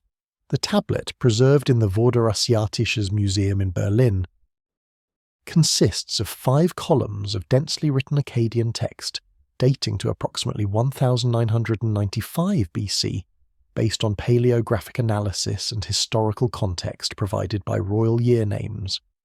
The document appears to have been composed as an administrative directive issued by the Council of High Priests coordinating response to the mortality crisis across major temple centres. The text opens with acknowledgement that the diminishment shows signs of spreading between individuals. In close proximity, a remarkable statement suggesting ancient recognition of disease transmission principles that would not be formally understood until the development of germ theory in the 19th century. The quarantine protocols described in the tablet establish multiple tiers of isolation based on disease progression and exposure risk. Individuals showing early symptoms including fatigue, appetite loss, and mild weakness were to be separated from healthy populations but could remain in facilities within or near existing temple complexes under medical observation. Those progressing to intermediate stages with significant weakness, respiratory difficulties, or cognitive impairment required transfer to what the text terms the outer sanctuaries, facilities located at distances of at least 1 day's journey from major population centres. The most severely affected individuals, those approaching final stages with organ failures and imminent death, were to be isolated in what the document calls the sealed houses, apparently referring to the underground preservation facilities described in other sources. The separated sanctuaries established for quarantine purposes received detailed architectural specifications designed to prevent contamination spread while maintaining habitability for extended periods. The text mandates that these facilities be constructed with separate ventilation systems that prevent air mixing between different isolation zones, drainage systems that channel waste away from water sources supplying nearby settlements, and access protocols requiring ritual purification procedures for any personnel entering or exiting the quarantine areas. Most significantly, the tablet describes requirements for what it terms the barrier walls, apparently referring to physical separation barriers constructed from specific materials, including fired brick, cedar wood, and copper sheeting arranged in multi-layer configurations. The selection of remote locations for these quarantine facilities followed specific criteria that reveal sophisticated understanding of site selection principles for isolation purposes. The text specifies that ideal locations should be at elevations above surrounding terrain to prevent contaminated drainage from reaching lower settlements, should be accessible only through narrow passes or restricted routes that could be easily monitored, and should possess adequate water sources independent from supplies serving general populations. Mountain sanctuaries established according to these criteria appear in archaeological records from multiple regions, including the Zagros mountain range east of Mesopotamia, the Lebanese mountain ranges to the west, and the Taurus mountains to the north. Archaeological investigation of one such mountain sanctuary at Göbekli Tepe in southeastern Turkey, though traditionally dated much earlier, reveals architectural features and construction phases that may relate to the quarantine period. The site shows evidence of deliberate burial and sealing during the early 2nd millennium BC, with massive earthworks covering elaborate stone structures that included chambers with sophisticated ventilation systems and water management features. The isolated location at an elevation of approximately 760 metres above sea level, the restricted access through mountainous terrain, and the evidence of sudden abandonment and systematic sealing all match characteristics described in the quarantine protocols. Underground quarantine complexes described in the tablet received even more elaborate construction specifications, reflecting their role as terminal isolation facilities for the most severely affected individuals. The text describes excavation of chambers at depths sufficient to ensure complete isolation from surface environments, typically specified as at least 20 cubits, approximately 10 metres below ground level. The chambers required lining with materials that would prevent contamination seepage into surrounding soil or groundwater, accomplished through multiple barrier layers including fired brick, bitumen waterproofing, and lead sheeting. The text notes that lead barriers provide special protection. A remarkable recognition of lead's shielding properties that might relate to protection from what the ancients interpreted as harmful spiritual influences, but could represent electromagnetic or radiological phenomena associated with the mortality crisis. The access protocols established for quarantine facilities reveal understanding of contamination control that exceeded what would be expected for ancient medical practice. Personnel entering isolation areas were required to don special garments, made from tightly woven linen that covered the entire body, undergo ritual purification with specific solutions containing cedar oil and mineral salts that may have served genuine disinfectant functions, and pass through multiple chambers with progressively stricter access requirements. The text describes a 3-chamber entry system where individuals remove and replace garments at each transition, a procedure remarkably similar to modern cleanroom protocols or biocontainment facility access procedures. The medical monitoring of quarantined individuals included systematic symptom documentation and daily assessment of disease progression following standardized evaluation protocols.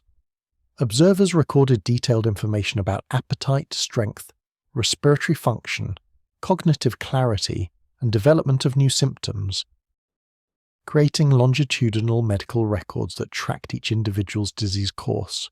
The text indicates these records were maintained not only for immediate medical purposes, but also to enable future analysis that might reveal patterns or suggest treatments, demonstrating systematic epidemiological investigation methods applied to understanding the mortality crisis. The mortality crisis created unprecedented urgency for preserving advanced knowledge before the departure or death of knowledge-bearing Anunnaki individuals. Temple archive records describe accelerated training programs for human scribes and priests who were given rapid instruction in astronomical calculation, mathematical principles, and technical procedures that normally required decades of gradual education. Tablet K 12,567 describes how the dying lord of the word arts dictated continuously for 30 days and 30 nights, transferring knowledge to assembled scribes before succumbing to the life essence failure. The text indicates that similar intensive knowledge transfer sessions occurred at multiple temple centers, suggesting that preservation of technical knowledge became the primary focus during the final months of direct Anunnaki presence. The tablet, part of the extensive cuneiform collection at the British Museum, preserves what amounts to an ancient crash course curriculum designed to transmit essential knowledge to human successors within extremely compressed timeframes. The document describes training programs that condensed information normally requiring 20 to 30 years of gradual instruction into intensive sessions spanning only 6 to 12 lunar months.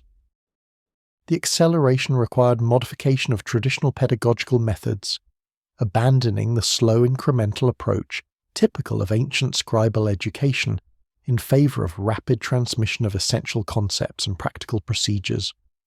The astronomical training programs described in the text focused on critical observational and computational skills necessary for maintaining celestial monitoring activities after Anunnaki departure.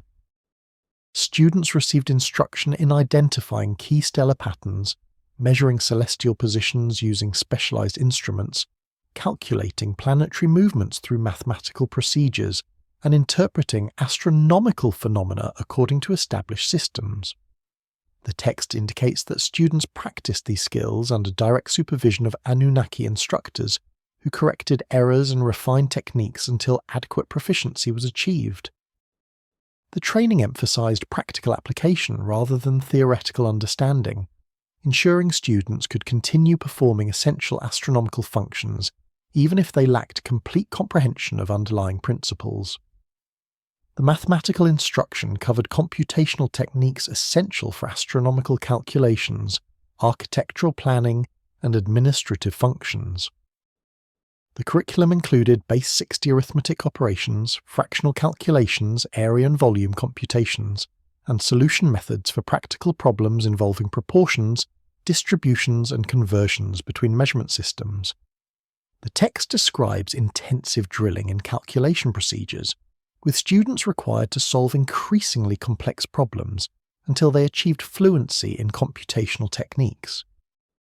The training materials included extensive problem sets preserved on practice tablets that demonstrate the pedagogical methods employed during this emergency education period. The technical procedures transferred during these intensive sessions encompass diverse practical knowledge domains including metallurgy, medicine, construction methods, agricultural techniques, and equipment maintenance. The text describes how dying Anunnaki instructors provided detailed procedural instructions for tasks they had previously performed directly, enabling human successors to continue essential operations. The instructions emphasize step-by-step protocols that could be followed mechanically even without deep understanding, creating what amounted to operational manuals for maintaining technologies and practices that would otherwise have been lost with the departing or dying divine beings. The most dramatic knowledge transfer session documented in the tablet involved the individual designated as the Lord of the Word Arts, apparently referring to an Anunnaki with specialized expertise in linguistics, writing systems, and information encoding. The text describes how this dying individual recognized that his extensive knowledge would be lost unless rapidly transferred, leading to the extraordinary 30-day continuous dictation session. The dying lord was positioned on a reclining platform within a specially prepared chamber, where 12 scribes worked in rotating shifts to record his words continuously day and night. The text notes that the lord's strength declined progressively throughout the session, with his voice becoming weaker and requiring the scribes to lean close to hear his words during the final days. The content dictated during this marathon session apparently included information about advanced writing systems, methods for encoding technical information within apparently simple texts, linguistic analysis techniques for understanding ancient documents, and protocols for preserving and transmitting knowledge across generations. The text indicates that the Lord completed his knowledge transfer approximately 6 hours before his death, having exhausted himself through the sustained effort of continuous instruction. The 12 scribes who recorded his teachings reportedly filled over 300 tablets with information, which were immediately sealed in a protected repository to ensure preservation of this crucial knowledge transfer. The text notes that similar intensive knowledge transfer sessions occurred at other major temple centers, with Anunnaki specialists in different domains racing against failing health to transmit their expertise to human successors. The document describes transfers covering domains including advanced medical procedures, astronomical instrument calibration, chemical preparation techniques, construction engineering, hydraulic systems management, and numerous other technical areas. The scale of this emergency knowledge transfer effort involved hundreds of human students receiving instruction from dozens of dying Anunnaki across a period of approximately 2 years, representing perhaps the most intensive educational program in ancient history. The effectiveness of these accelerated training programs varied considerably, depending on subject matter, complexity, and the cognitive capabilities of human students. The text acknowledges that some advanced knowledge domains proved too complex for rapid human mastery, with students able to memorize procedures without achieving genuine understanding. Other areas saw successful transfer with human successors demonstrating competence approaching that of their Anunnaki instructors. The document notes that knowledge requiring only procedural mastery transferred most successfully, while domains requiring deep theoretical understanding or intuitive insight proved most difficult to transmit within compressed time frames. Several sealed chambers contain evidence of systematic biological sample preservation that suggests plans for future restoration or regeneration of the Anunnaki population. The chamber discovered beneath the Enki temple at Eridu contained sealed vessels with preservation solutions and what appear to be tissue samples maintained in chemically stable environments designed to prevent degradation over extended periods. Tablet E4219 describes these preservation efforts as the keeping of the essence seed for the time when the restoration knowledge becomes available. indicating that Sumerian priests anticipated future technological capabilities that might enable regeneration or cloning using preserved biological materials.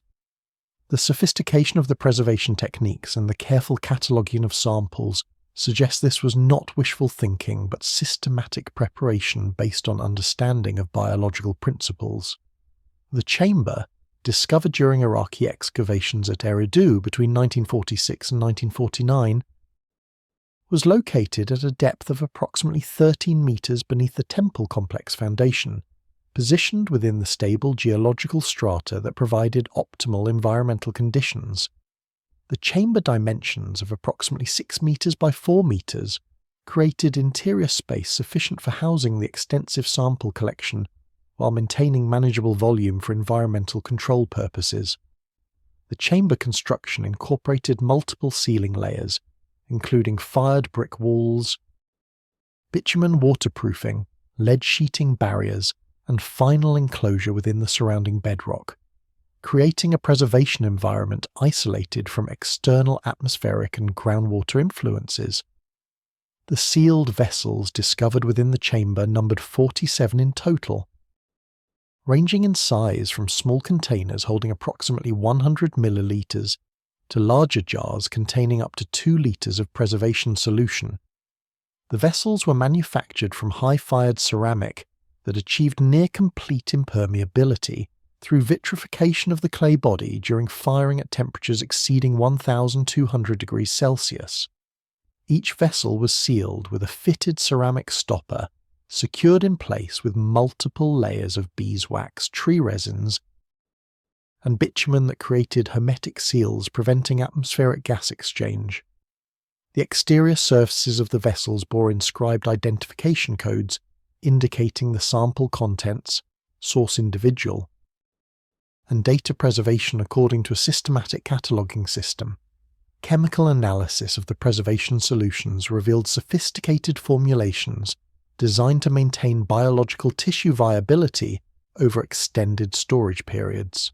The solutions consisted of aqueous bases containing high concentrations of salts, including sodium chloride and potassium salts, that created osmotic conditions preventing bacterial growth. Additional components included organic acids providing pH buffering, antioxidant compounds preventing oxidative degradation, and the previously discussed metallic nanoparticles that may have served antimicrobial functions.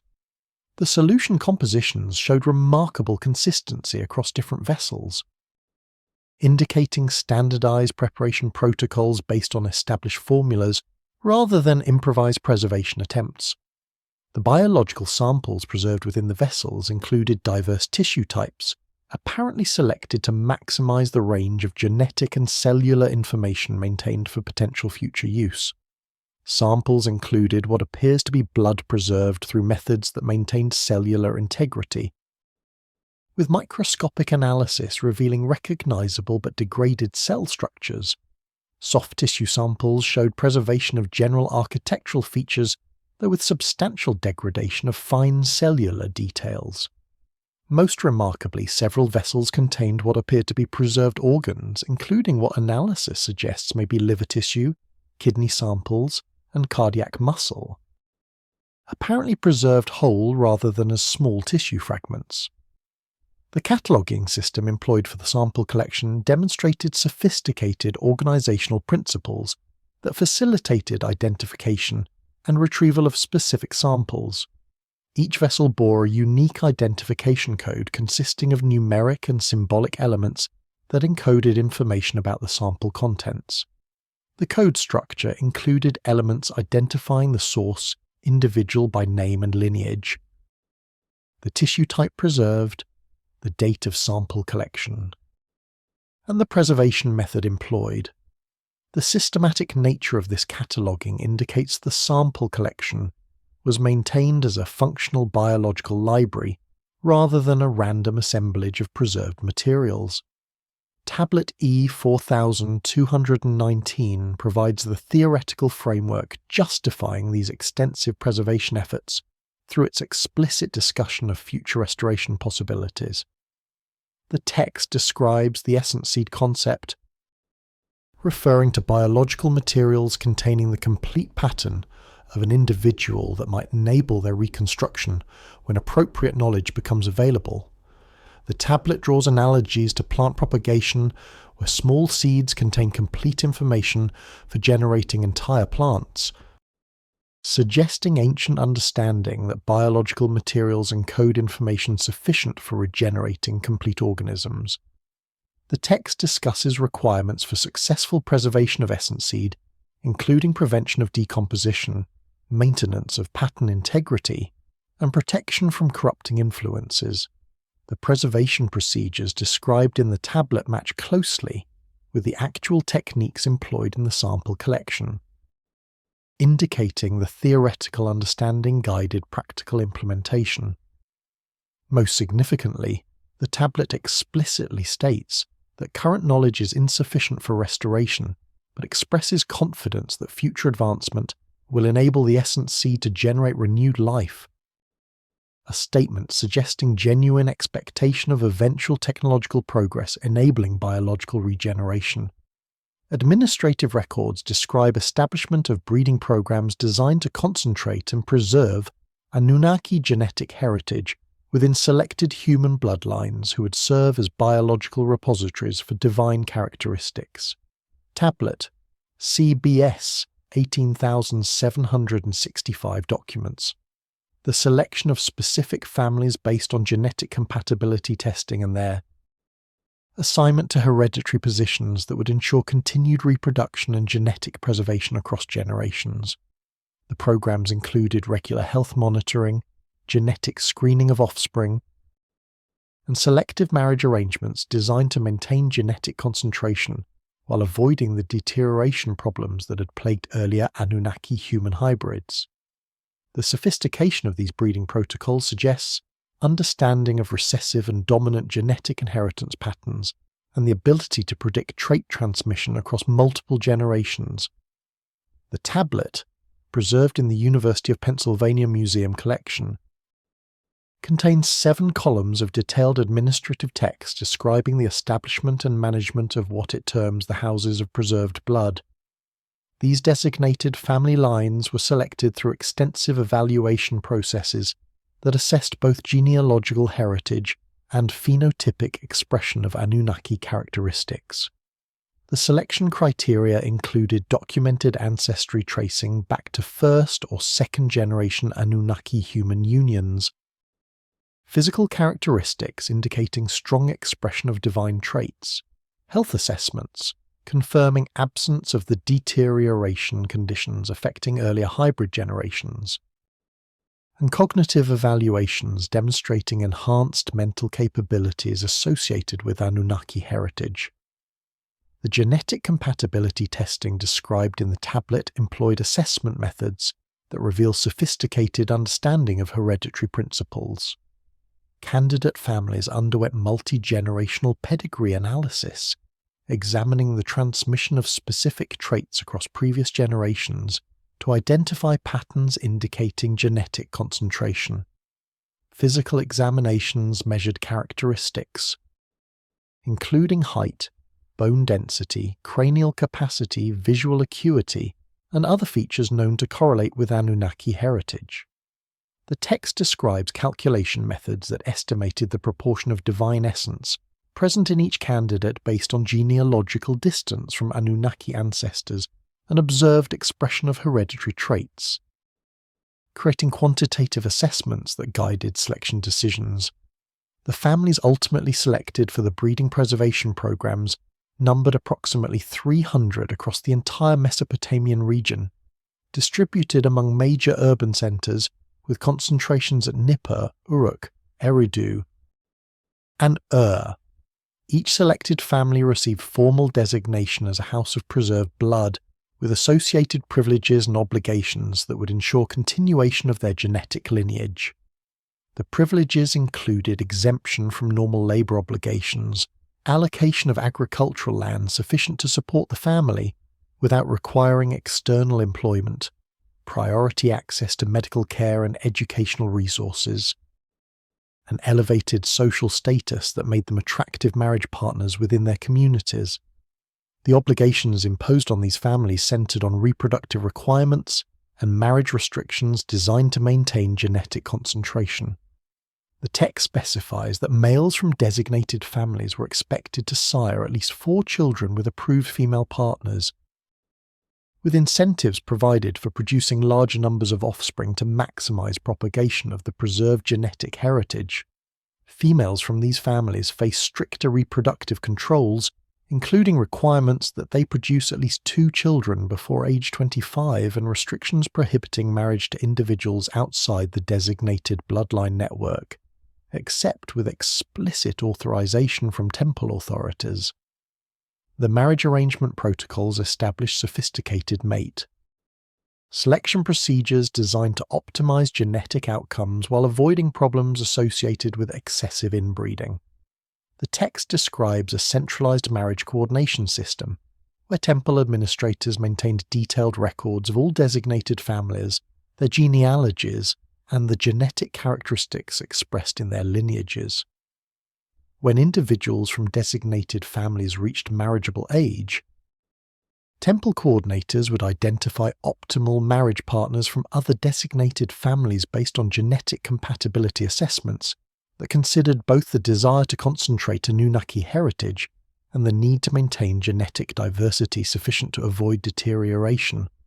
The genetic screening procedures applied to offspring from designated families reveal understanding of inheritance patterns that anticipated later discoveries in genetics. The text describes systematic evaluation of children at specific ages, including birth, age 3, age 7, and age 12, to assess expression of Anunnaki characteristics and identify individuals showing strongest manifestation of desired traits. The evaluations measured physical characteristics, cognitive capabilities, and what the text terms spiritual sensitivity, apparently referring to enhanced perceptual abilities attributed to divine heritage.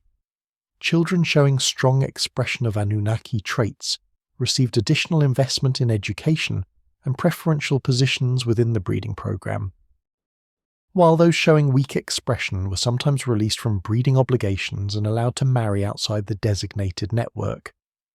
The health monitoring programs established for designated families included regular medical examinations focused on early detection of the deterioration conditions that had affected earlier hybrid generations.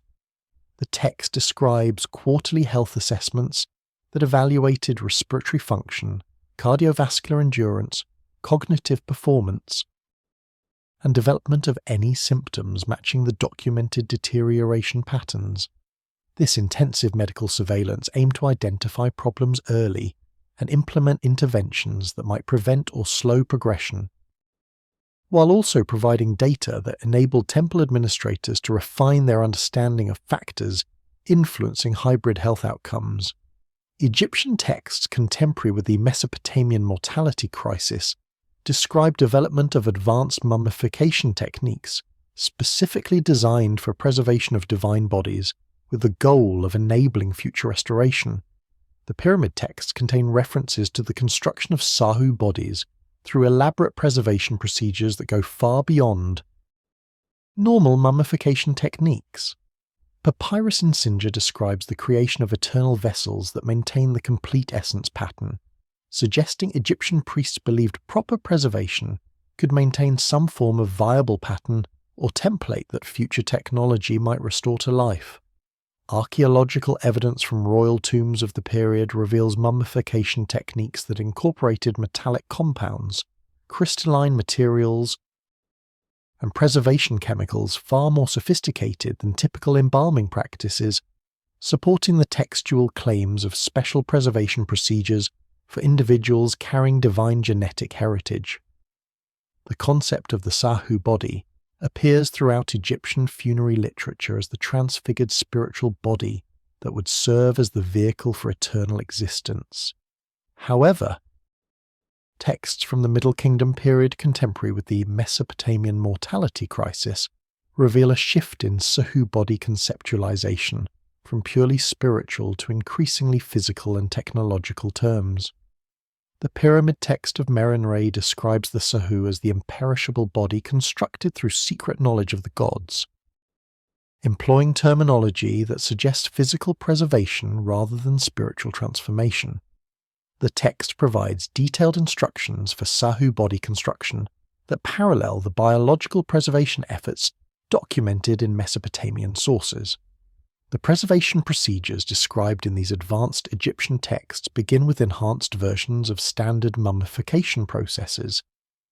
The initial stages involved complete removal of internal organs through abdominal and thoracic incisions, with organs individually preserved in canopic vessels containing specialized preservation solutions.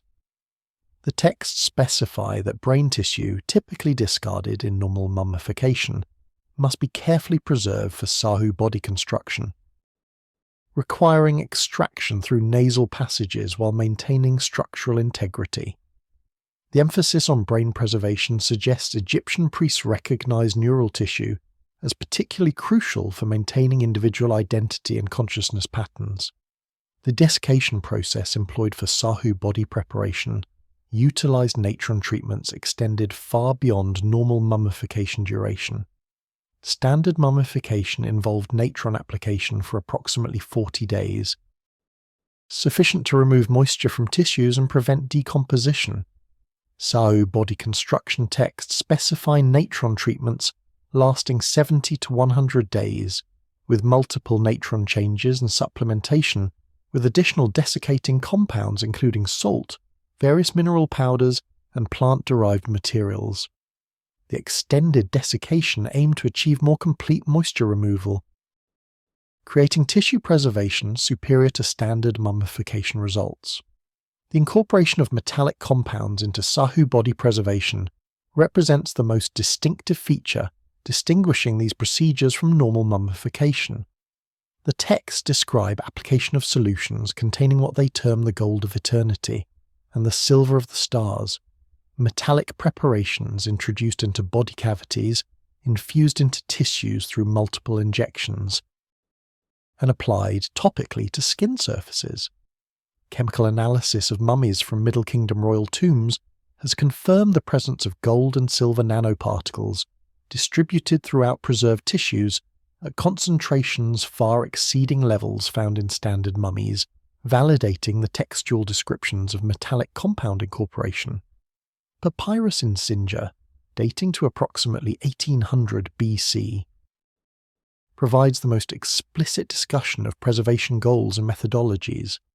The text describes the eternal vessel concept, referring to bodies prepared to maintain the complete pattern of the individual indefinitely.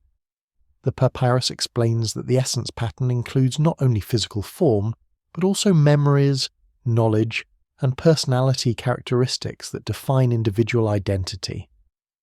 The preservation challenge, according to the text, requires maintaining not just tissue structure, but also subtler patterns that modern interpretation might recognize as referring to neural connectivity patterns encoding memories and personality traits. The text describes specific procedures designed to preserve these subtle patterns, including the introduction of crystalline materials into cranial cavities following brain preservation. The crystals, identified through archaeological analysis as primarily quartz with lesser amounts of calcite and other minerals, were apparently believed to stabilize and protect the neural patterns encoded in preserved brain tissue. The choice of crystalline materials may have related to ancient recognition of piezoelectric and other properties that might interact with biological electrical phenomena, though the theoretical basis for this practice remains speculative. Despite the documented mortality crisis and mass departures, multiple sources indicate that some Anunnaki, or their hybrid offspring, remained on Earth after the general withdrawal. Possibly those too deteriorated to undertake the departure journey, or those assigned to monitor human development. Tablet BM 67432 describes the establishment of concealed sanctuaries where the watchers who cannot depart will maintain their stations in diminished capacity until the restoration time. Archaeological evidence from several sites reveals underground facilities that show continuous occupation long after the supposed complete Anunnaki. Withdrawal, including the complex beneath Baalbek in Lebanon, where ongoing habitation is documented through multiple layers of artifacts spanning from the 2nd millennium BC through the Persian period. The sites show progressively declining technological sophistication over time, suggesting that the remaining watchers gradually lost access to advanced capabilities as they deteriorated or as supporting infrastructure failed. The tablet, housed in the British Museum collection and originally excavated from Babylon during 19th century expeditions, contains administrative directives regarding the disposition of Anunnaki individuals unable to participate in the main departure operations. The text distinguishes between 3 categories of individuals who would remain on Earth after the general withdrawal. The first category included those whose health had deteriorated to the point where they could not survive the rigours of the sky journey, with the text noting that approximately 15 to 20 individuals fell into this classification. The second category comprised hybrid offspring of sufficiently high Anunnaki heritage to possess extended lifespans and enhanced capabilities, but lacking pure divine status that would enable departure. The third category, most intriguingly, consisted of volunteers who agreed to remain as observers and potential future contact points between departed Anunnaki and human civilization. The concealed sanctuaries established for these remaining watchers received detailed specifications designed to support long-term habitation while maintaining isolation from expanding human populations. The text describes site selection criteria, emphasizing locations with natural defensive advantages, reliable water sources, and proximity to resources necessary for self-sufficiency. The sanctuaries were to be constructed with both surface and underground components, providing living spaces, storage facilities, medical treatment areas, and communication equipment that would enable contact with departed Anunnaki, should such communication become possible. The text specifies that each sanctuary should be provisioned with supplies sufficient to support its occupants for at least 100 years, suggesting expectations of very long-term occupation. The Baalbek complex in Lebanon exemplifies these remaining watcher installations through its combination of massive surface construction and extensive underground facilities. The site features the famous Trolithon, 3 enormous limestone blocks each weighing approximately 800 tons, positioned at the foundation level of the temple platform. These massive stones, quarried approximately 1 kilometre from the construction site and transported using methods that remain unexplained by conventional archaeology, demonstrate construction capabilities that exceeded documented ancient engineering capacity. The precision fitting of these enormous blocks, achieved without mortar and maintaining tolerances measured in millimetres, indicates access to sophisticated construction technologies during the initial building phase. Archaeological investigation of the underground complex beneath the Baalbek platform, conducted through ground-penetrating radar surveys and limited excavation access, reveals extensive tunnel networks and chamber systems extending to depths of at least 20 metres below the platform's surface. The tunnel architecture shows multiple construction phases, with the earliest levels displaying the most sophisticated engineering, including precisely cut stone walls, sophisticated ventilation systems, and hydraulic features that managed groundwater infiltration. Later construction phases show progressively simpler techniques with cruder stonework, less sophisticated engineering, and increasing reliance on readily available materials rather than specially quarried and prepared stones. Artifact analysis from accessible portions of the underground complex documents continuous occupations spanning approximately 1500 years from the Middle Bronze Age through the Persian period. The earliest artifact layers, dating to approximately 1900 to 1800 BC, include sophisticated metalwork, precision tools, and ceramic vessels showing manufacturing quality that matches the higher standards of the period. Intermediate layers from the Late Bronze Age and Iron Age periods show declining artifact quality with cruder manufacturing techniques, simpler designs, and increasing evidence of repair and reuse of damaged items.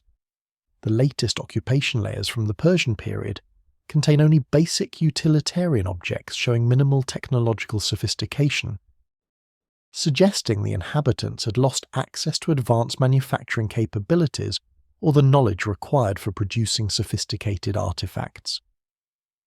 The technological degradation documented at Baalbek corresponds to patterns observed at other sites associated with remaining watcher populations. Underground complexes at locations in Turkey, Iran, and the Caucasus region show similar occupation continuity, combined with progressive decline in artifact sophistication and architectural maintenance. The correlation between extended occupation duration and technological decline suggests that remaining watchers gradually lost capabilities over centuries, possibly through death of individuals possessing specialized knowledge, failure of technological equipment that could not be repaired or replaced, or progressive loss of the enhanced abilities that had distinguished them from normal humans. Medical evidence from burial remains discovered at several watcher sites reveals health conditions consistent with the documented deterioration affecting Anunnaki populations. Skeletal analysis of remains from the Baalbek complex conducted in the 1960s identified individuals with unusual cranial capacity. Exceptional height measurements ranging from 190 to 210 centimeters, and bone density measurements significantly exceeding normal human parameters.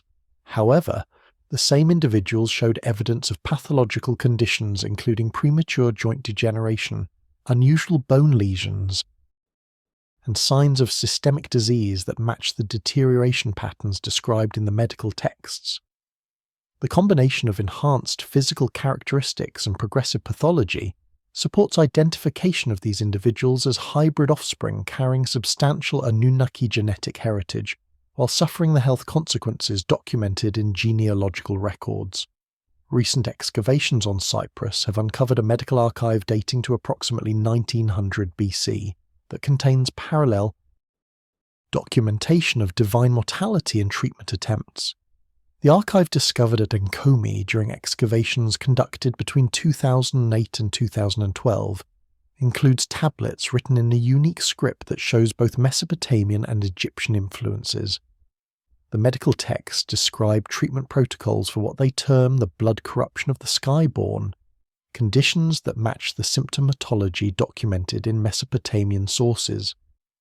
Most significantly, the Cyprian texts reference maritime transport of affected individuals to specialized treatment facilities on the island, suggesting Cyprus served as a regional medical center for treating the mortality crisis across the eastern Mediterranean.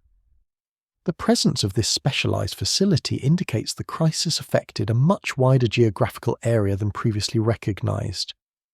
The Enkomi archive, discovered in a sealed chamber beneath what had been identified as a wealthy merchant's residence, consisted of 63 clay tablets inscribed in a syllabic script that combined elements of Linear A, cuneiform writing systems, and hieroglyphic symbols. The script, designated Cyprominoan by researchers, had previously been known from fragmentary inscriptions but never in sufficient quantity to enable comprehensive decipherment. The medical archive provided the breakthrough necessary for partial decipherment through its use of technical terminology that could be cross-referenced with known Mesopotamian and Egyptian medical vocabulary.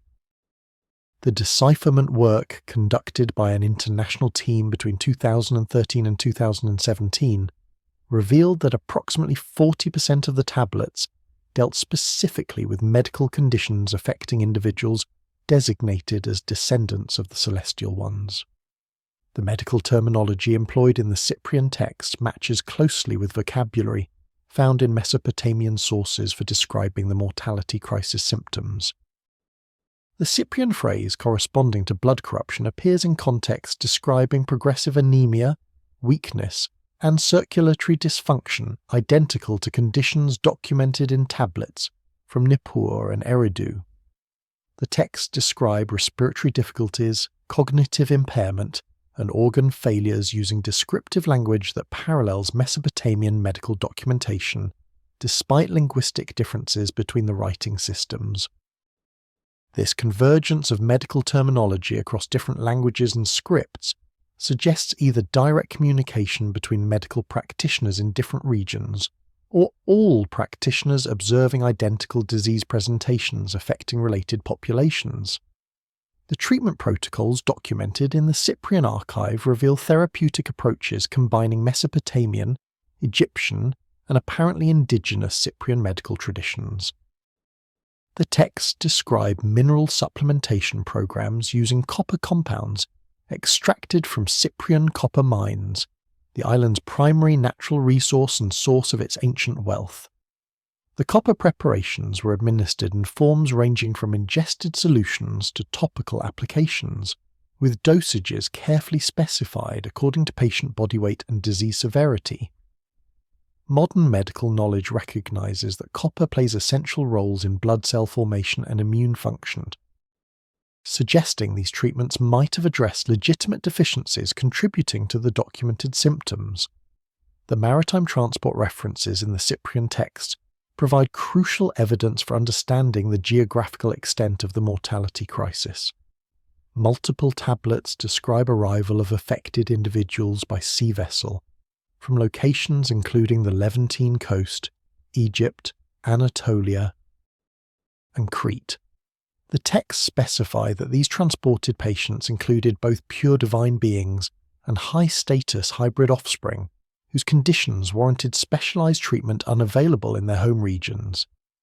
The establishment of Cyprus as a regional treatment center apparently resulted from the island's position at the maritime crossroads of the eastern Mediterranean, combined with its copper resources that enabled production of therapeutic compounds unavailable elsewhere. The specialized treatment facility described in the text occupied a coastal location near Enkomi, with ready access to harbour facilities for receiving maritime patients.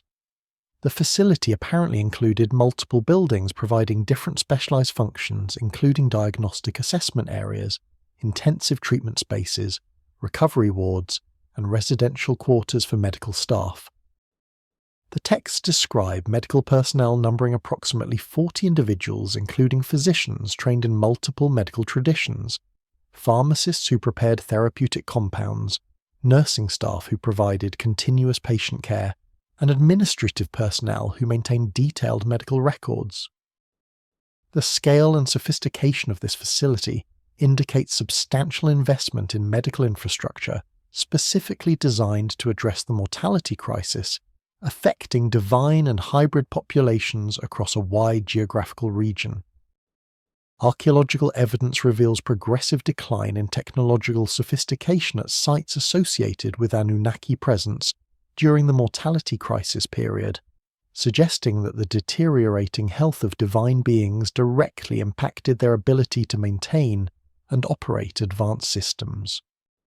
The Ningishzida temple complex at Lagash shows clear stratification, where early levels contain evidence of sophisticated metallurgical operations, precision manufacturing, and advanced architectural features, while later levels from the crisis period show increasingly crude repairs, abandonment of complex technologies, and reliance on simpler alternatives.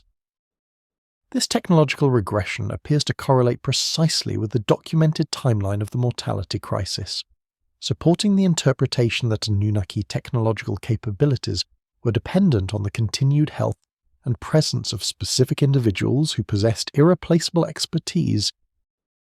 The Ningishzida complex, excavated by French archaeological missions between 1931 and 1933, revealed stratified occupation levels spanning approximately 3 centuries from 2200 to 1900 BC.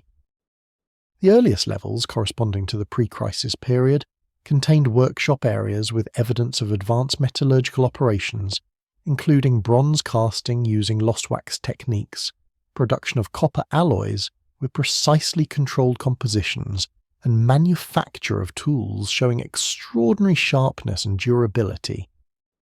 Chemical analysis of metal artifacts from these early levels revealed alloy compositions and heat treatment procedures that produced material properties matching or exceeding modern metallurgical standards, suggesting access to sophisticated materials science knowledge.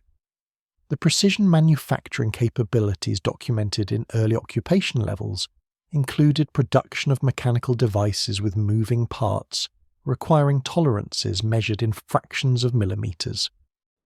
Archaeologists recovered components of what appeared to be measuring instruments, astronomical calculation devices, and mechanical tools with gear mechanisms bearing surfaces and precision-fitted parts. The manufacturing quality of these devices required sophisticated machine tools, precision measurement capabilities, and quality control procedures that conventional archaeology struggles to explain for the period. The existence of these artifacts demonstrates technological capabilities that disappeared during subsequent occupation phases. Architectural features from early occupation levels incorporated engineering principles that produced structures of exceptional durability and functionality. The foundation systems employed stone blocks fitted with precision joints, drainage systems that maintained dry interior spaces despite seasonal flooding, and structural designs that distributed loads efficiently to prevent settlement or cracking. Later construction phases from the crisis period show abandonment of these sophisticated techniques in favour of simpler approaches using cruder stonework, less effective drainage, and designs that resulted in visible structural problems including cracking and settlement. The middle occupation levels, corresponding to the early crisis period around 2000 to 2000 BC, show initial signs of technological decline while maintaining some advanced capabilities. Metallurgical operations continued, but with increasing evidence of quality control problems, failed castings, and production of alloys with suboptimal compositions. The workshop areas show attempts to maintain precision manufacturing, but with increasing tool wear, less consistent dimensional accuracy, and higher rates of rejected parts. Architectural maintenance activities during this period focused on repairing structures built during earlier phases, rather than constructing new buildings with comparable sophistication. The late occupation levels from 2000 to 1900 BC document accelerating technological regression, coinciding with the documented peak of the mortality crisis. Metallurgical operations show complete abandonment of advanced techniques in favour of simple, direct smelting methods, producing crude metal quality suitable only for basic tools and implements. Precision manufacturing ceased entirely with no evidence of continued production of sophisticated devices or mechanical components. Architectural activities consisted primarily of crude repairs using readily available materials, with no attempt to maintain the engineering standards employed in earlier construction phases. The workshop areas from this period contain evidence of salvage operations where sophisticated devices produced during earlier periods were being dismantled to recover their metal content for reuse, indicating loss of the ability to operate or maintain these advanced artifacts. The correlation between this technological decline and the mortality crisis timeline provides strong evidence that Anunnaki technological capabilities depended critically on specific individuals possessing irreplaceable expertise. As these individuals died or departed, the knowledge and skills necessary for advanced technology maintenance and operation were lost despite apparent attempts to transfer this knowledge to human successors. The accelerating pace of technological regression during the final crisis years suggests that individual expert deaths removed critical nodes in knowledge networks, creating cascading failures as supporting technologies could no longer be maintained without the specialists who had designed and implemented them. The period immediately following the final departures saw fundamental transformation in Mesopotamian religious doctrine, with theological frameworks being rapidly revised to explain the new reality of absent gods. Administrative texts from the Eastern Lhasa period describe deliberate reformulation of religious narratives to reframe the departure as voluntary withdrawal rather than extinction event, with temple councils explicitly discussing the need to maintain social stability through controlled information release. Tablet VAT 13,579 contains what amounts to talking points for priests explaining the absence of direct divine presence, providing approved explanations that emphasize divine transcendence rather than mortality. The speed and coordination of this doctrinal transformation suggests centralized management of information and recognition that the truth about Anunnaki mortality posed existential threat to religious and political authority structures. The tablet, preserved in Berlin's Vorderasiatisches Museum, dates to approximately 1800 BC based on paleographic analysis, and provides explicit documentation of theological revisionism undertaken to address the absence of divine beings who had been central to Mesopotamian religious practice for millennia. The document opens with acknowledgement that the sudden cessation of direct divine communication and theophanic appearances created a crisis of religious authority that threatened to undermine the entire temple system and the political structures that depended on divine legitimation. The text notes that without credible explanation for divine absence, populations might conclude that the gods had died or abandoned humanity, leading to collapse of religious observance and the social order it sustained. The approved explanation framework outlined in the tablet reframed the departure as evidence of divine transcendence rather than divine vulnerability. The theological narrative presented to general populations emphasized that the gods had completed their earthly mission of establishing human civilization and had chosen to withdraw to higher celestial realms, where they would continue to oversee human affairs from transcendent distance. The explanation stressed that divine withdrawal demonstrated confidence in human capability to manage earthly affairs independently rather than indicating divine abandonment or weakness.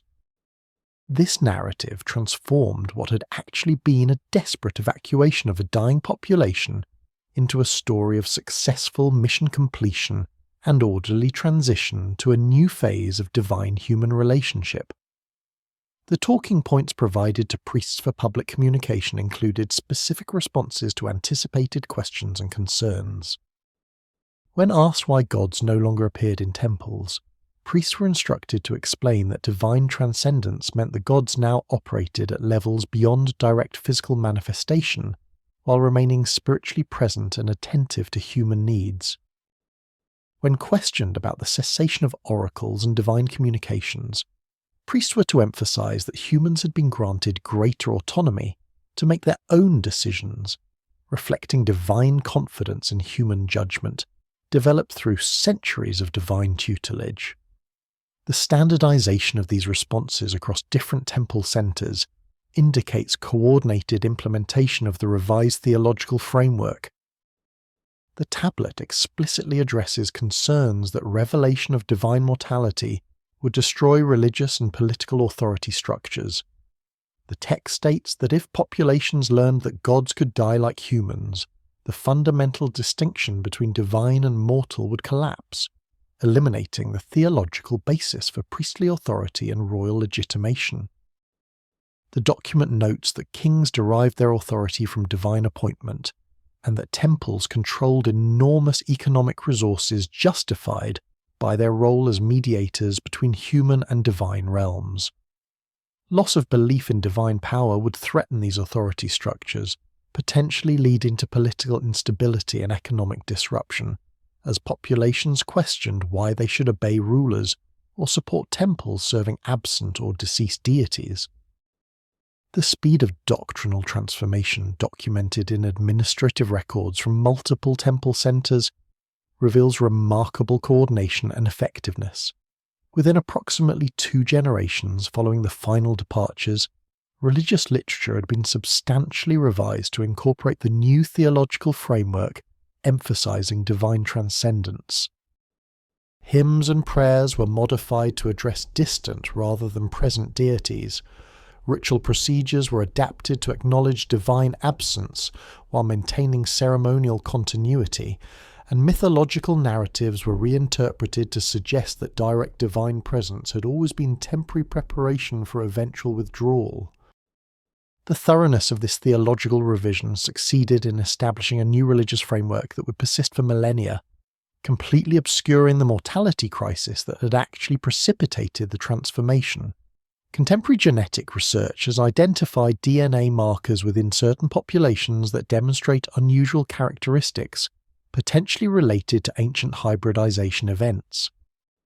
Studies published in peer-reviewed journals have documented genetic variations in populations from the Middle East, particularly in regions corresponding to ancient Mesopotamian civilization, that include enhanced longevity factors, unusual cognitive capabilities, and physiological adaptations that fall outside normal human variation parameters. While mainstream genetics attributes these variations to natural selection pressures, the specific nature of the genetic markers and their geographical distribution correspond closely with locations and bloodlines documented in the ancient breeding preservation programs. Most intriguingly, some of these genetic variations show evidence of having been under strong recent selection pressure, suggesting they were deliberately concentrated in specific populations rather than arising through gradual evolutionary processes. Population genetic studies conducted between 2005 and 2015, analysing DNA samples from over 12,000 individuals across the Middle East, Mediterranean region, and surrounding areas, identified several genetic variants showing unusual distribution patterns and characteristics.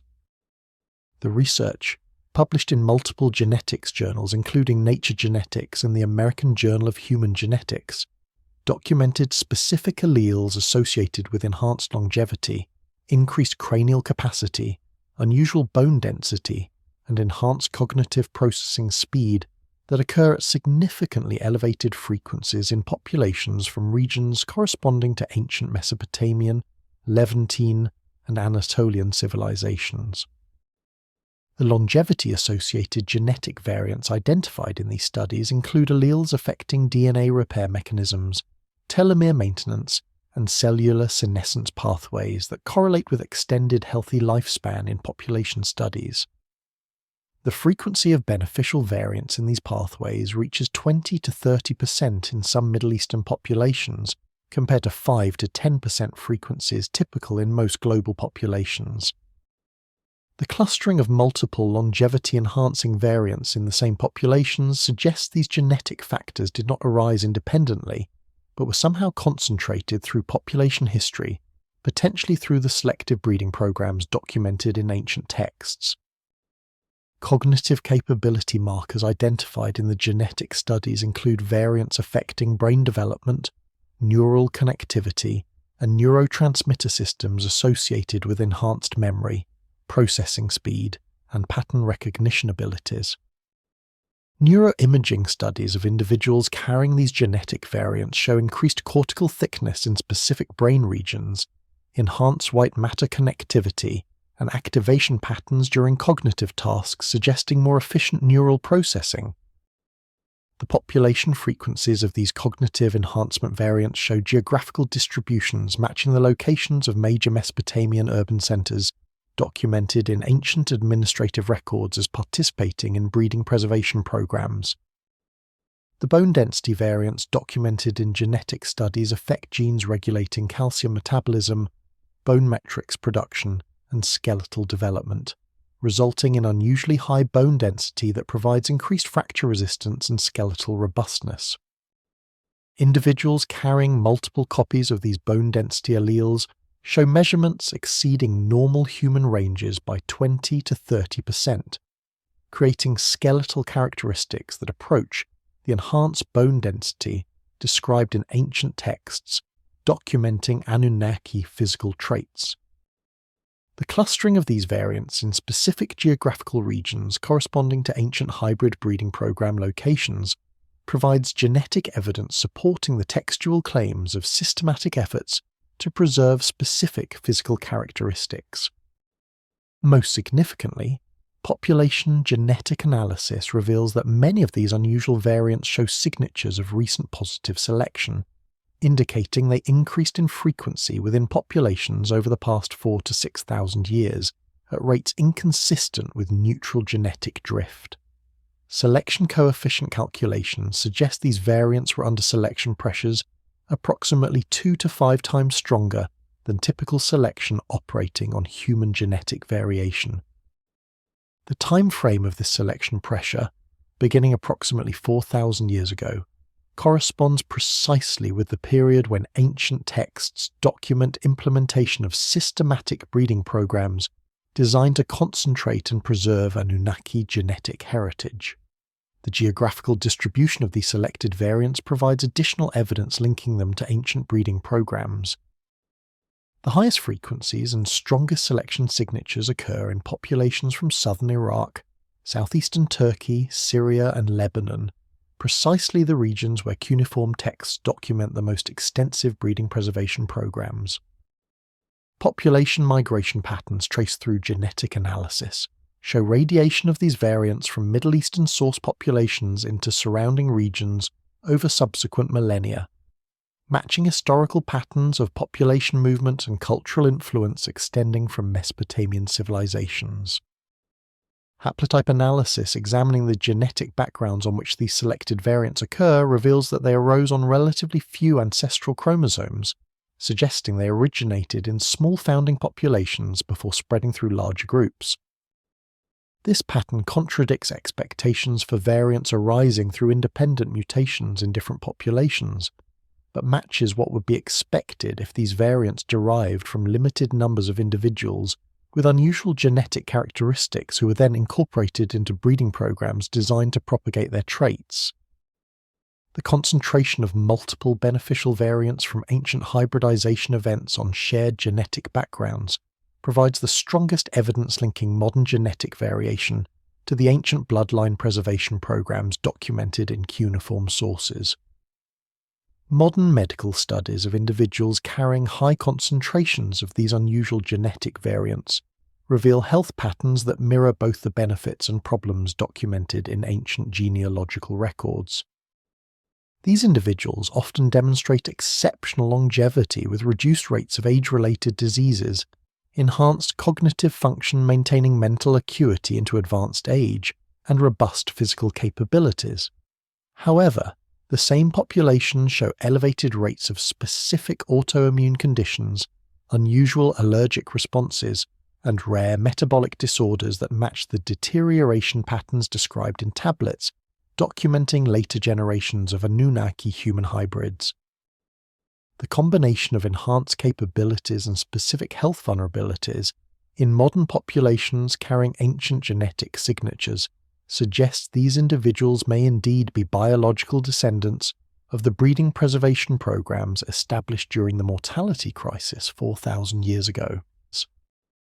The accumulated evidence from sealed medical chambers, suppressed administrative texts, astronomical observations, genetic genealogies, and cross-cultural preservation efforts presents a profound challenge to conventional understanding of ancient history and the nature of the beings who established early civilizations. The mortality crisis that afflicted the Anunnaki between approximately 2100 and 1900 BC was not mythological allegory, but a documented biological catastrophe that fundamentally altered the relationship between divine beings and human populations.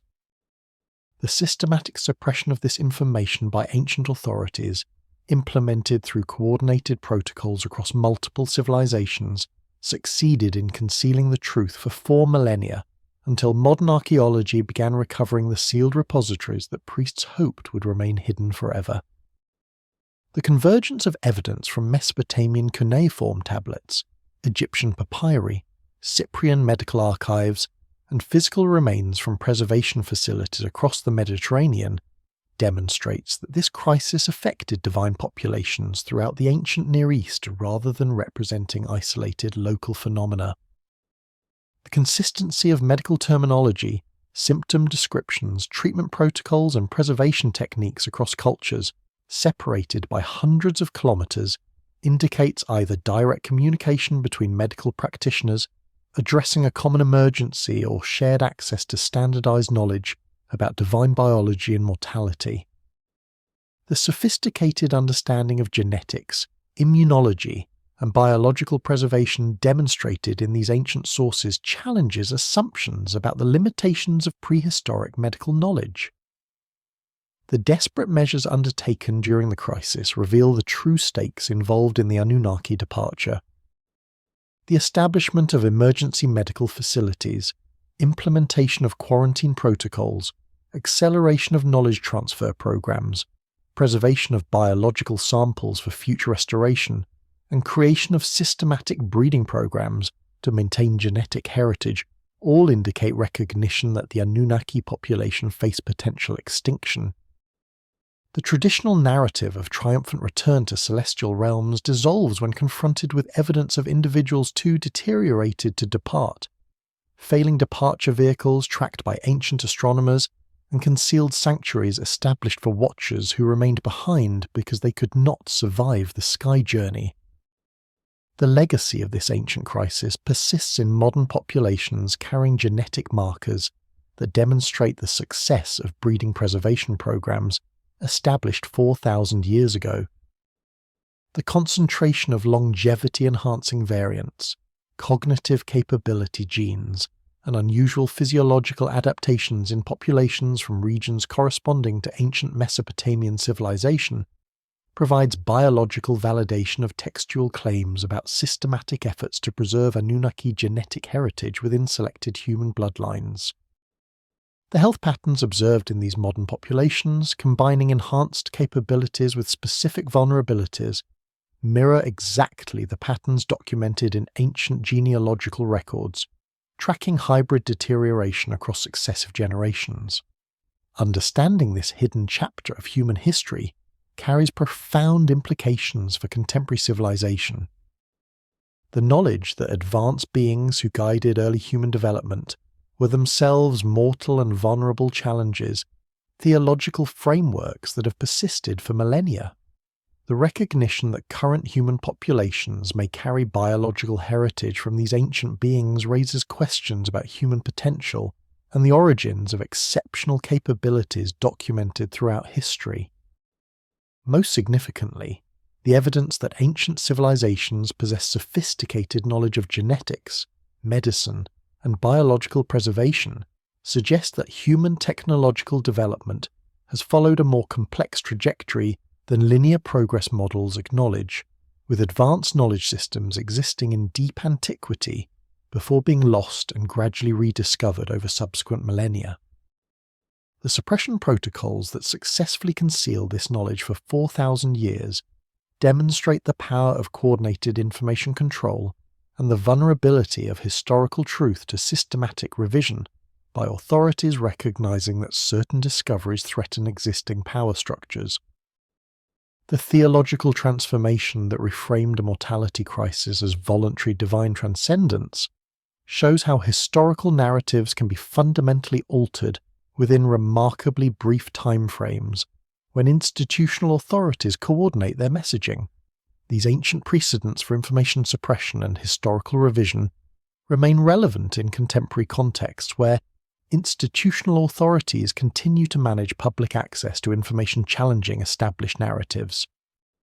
The mortality crisis that ended direct Anunnaki presence on Earth did not eliminate their influence on human civilization, but rather transformed it from direct governance to indirect legacy preserved through genetic heritage, transmitted knowledge, and institutional structures that continued operating long after their divine founders had departed or died.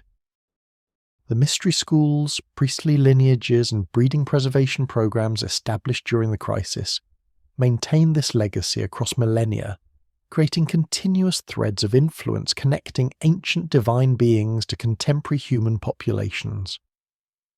Understanding this hidden continuity provides essential context for comprehending the origins of human civilization, the sources of advanced ancient knowledge, and the biological diversity that distinguishes certain human populations even today.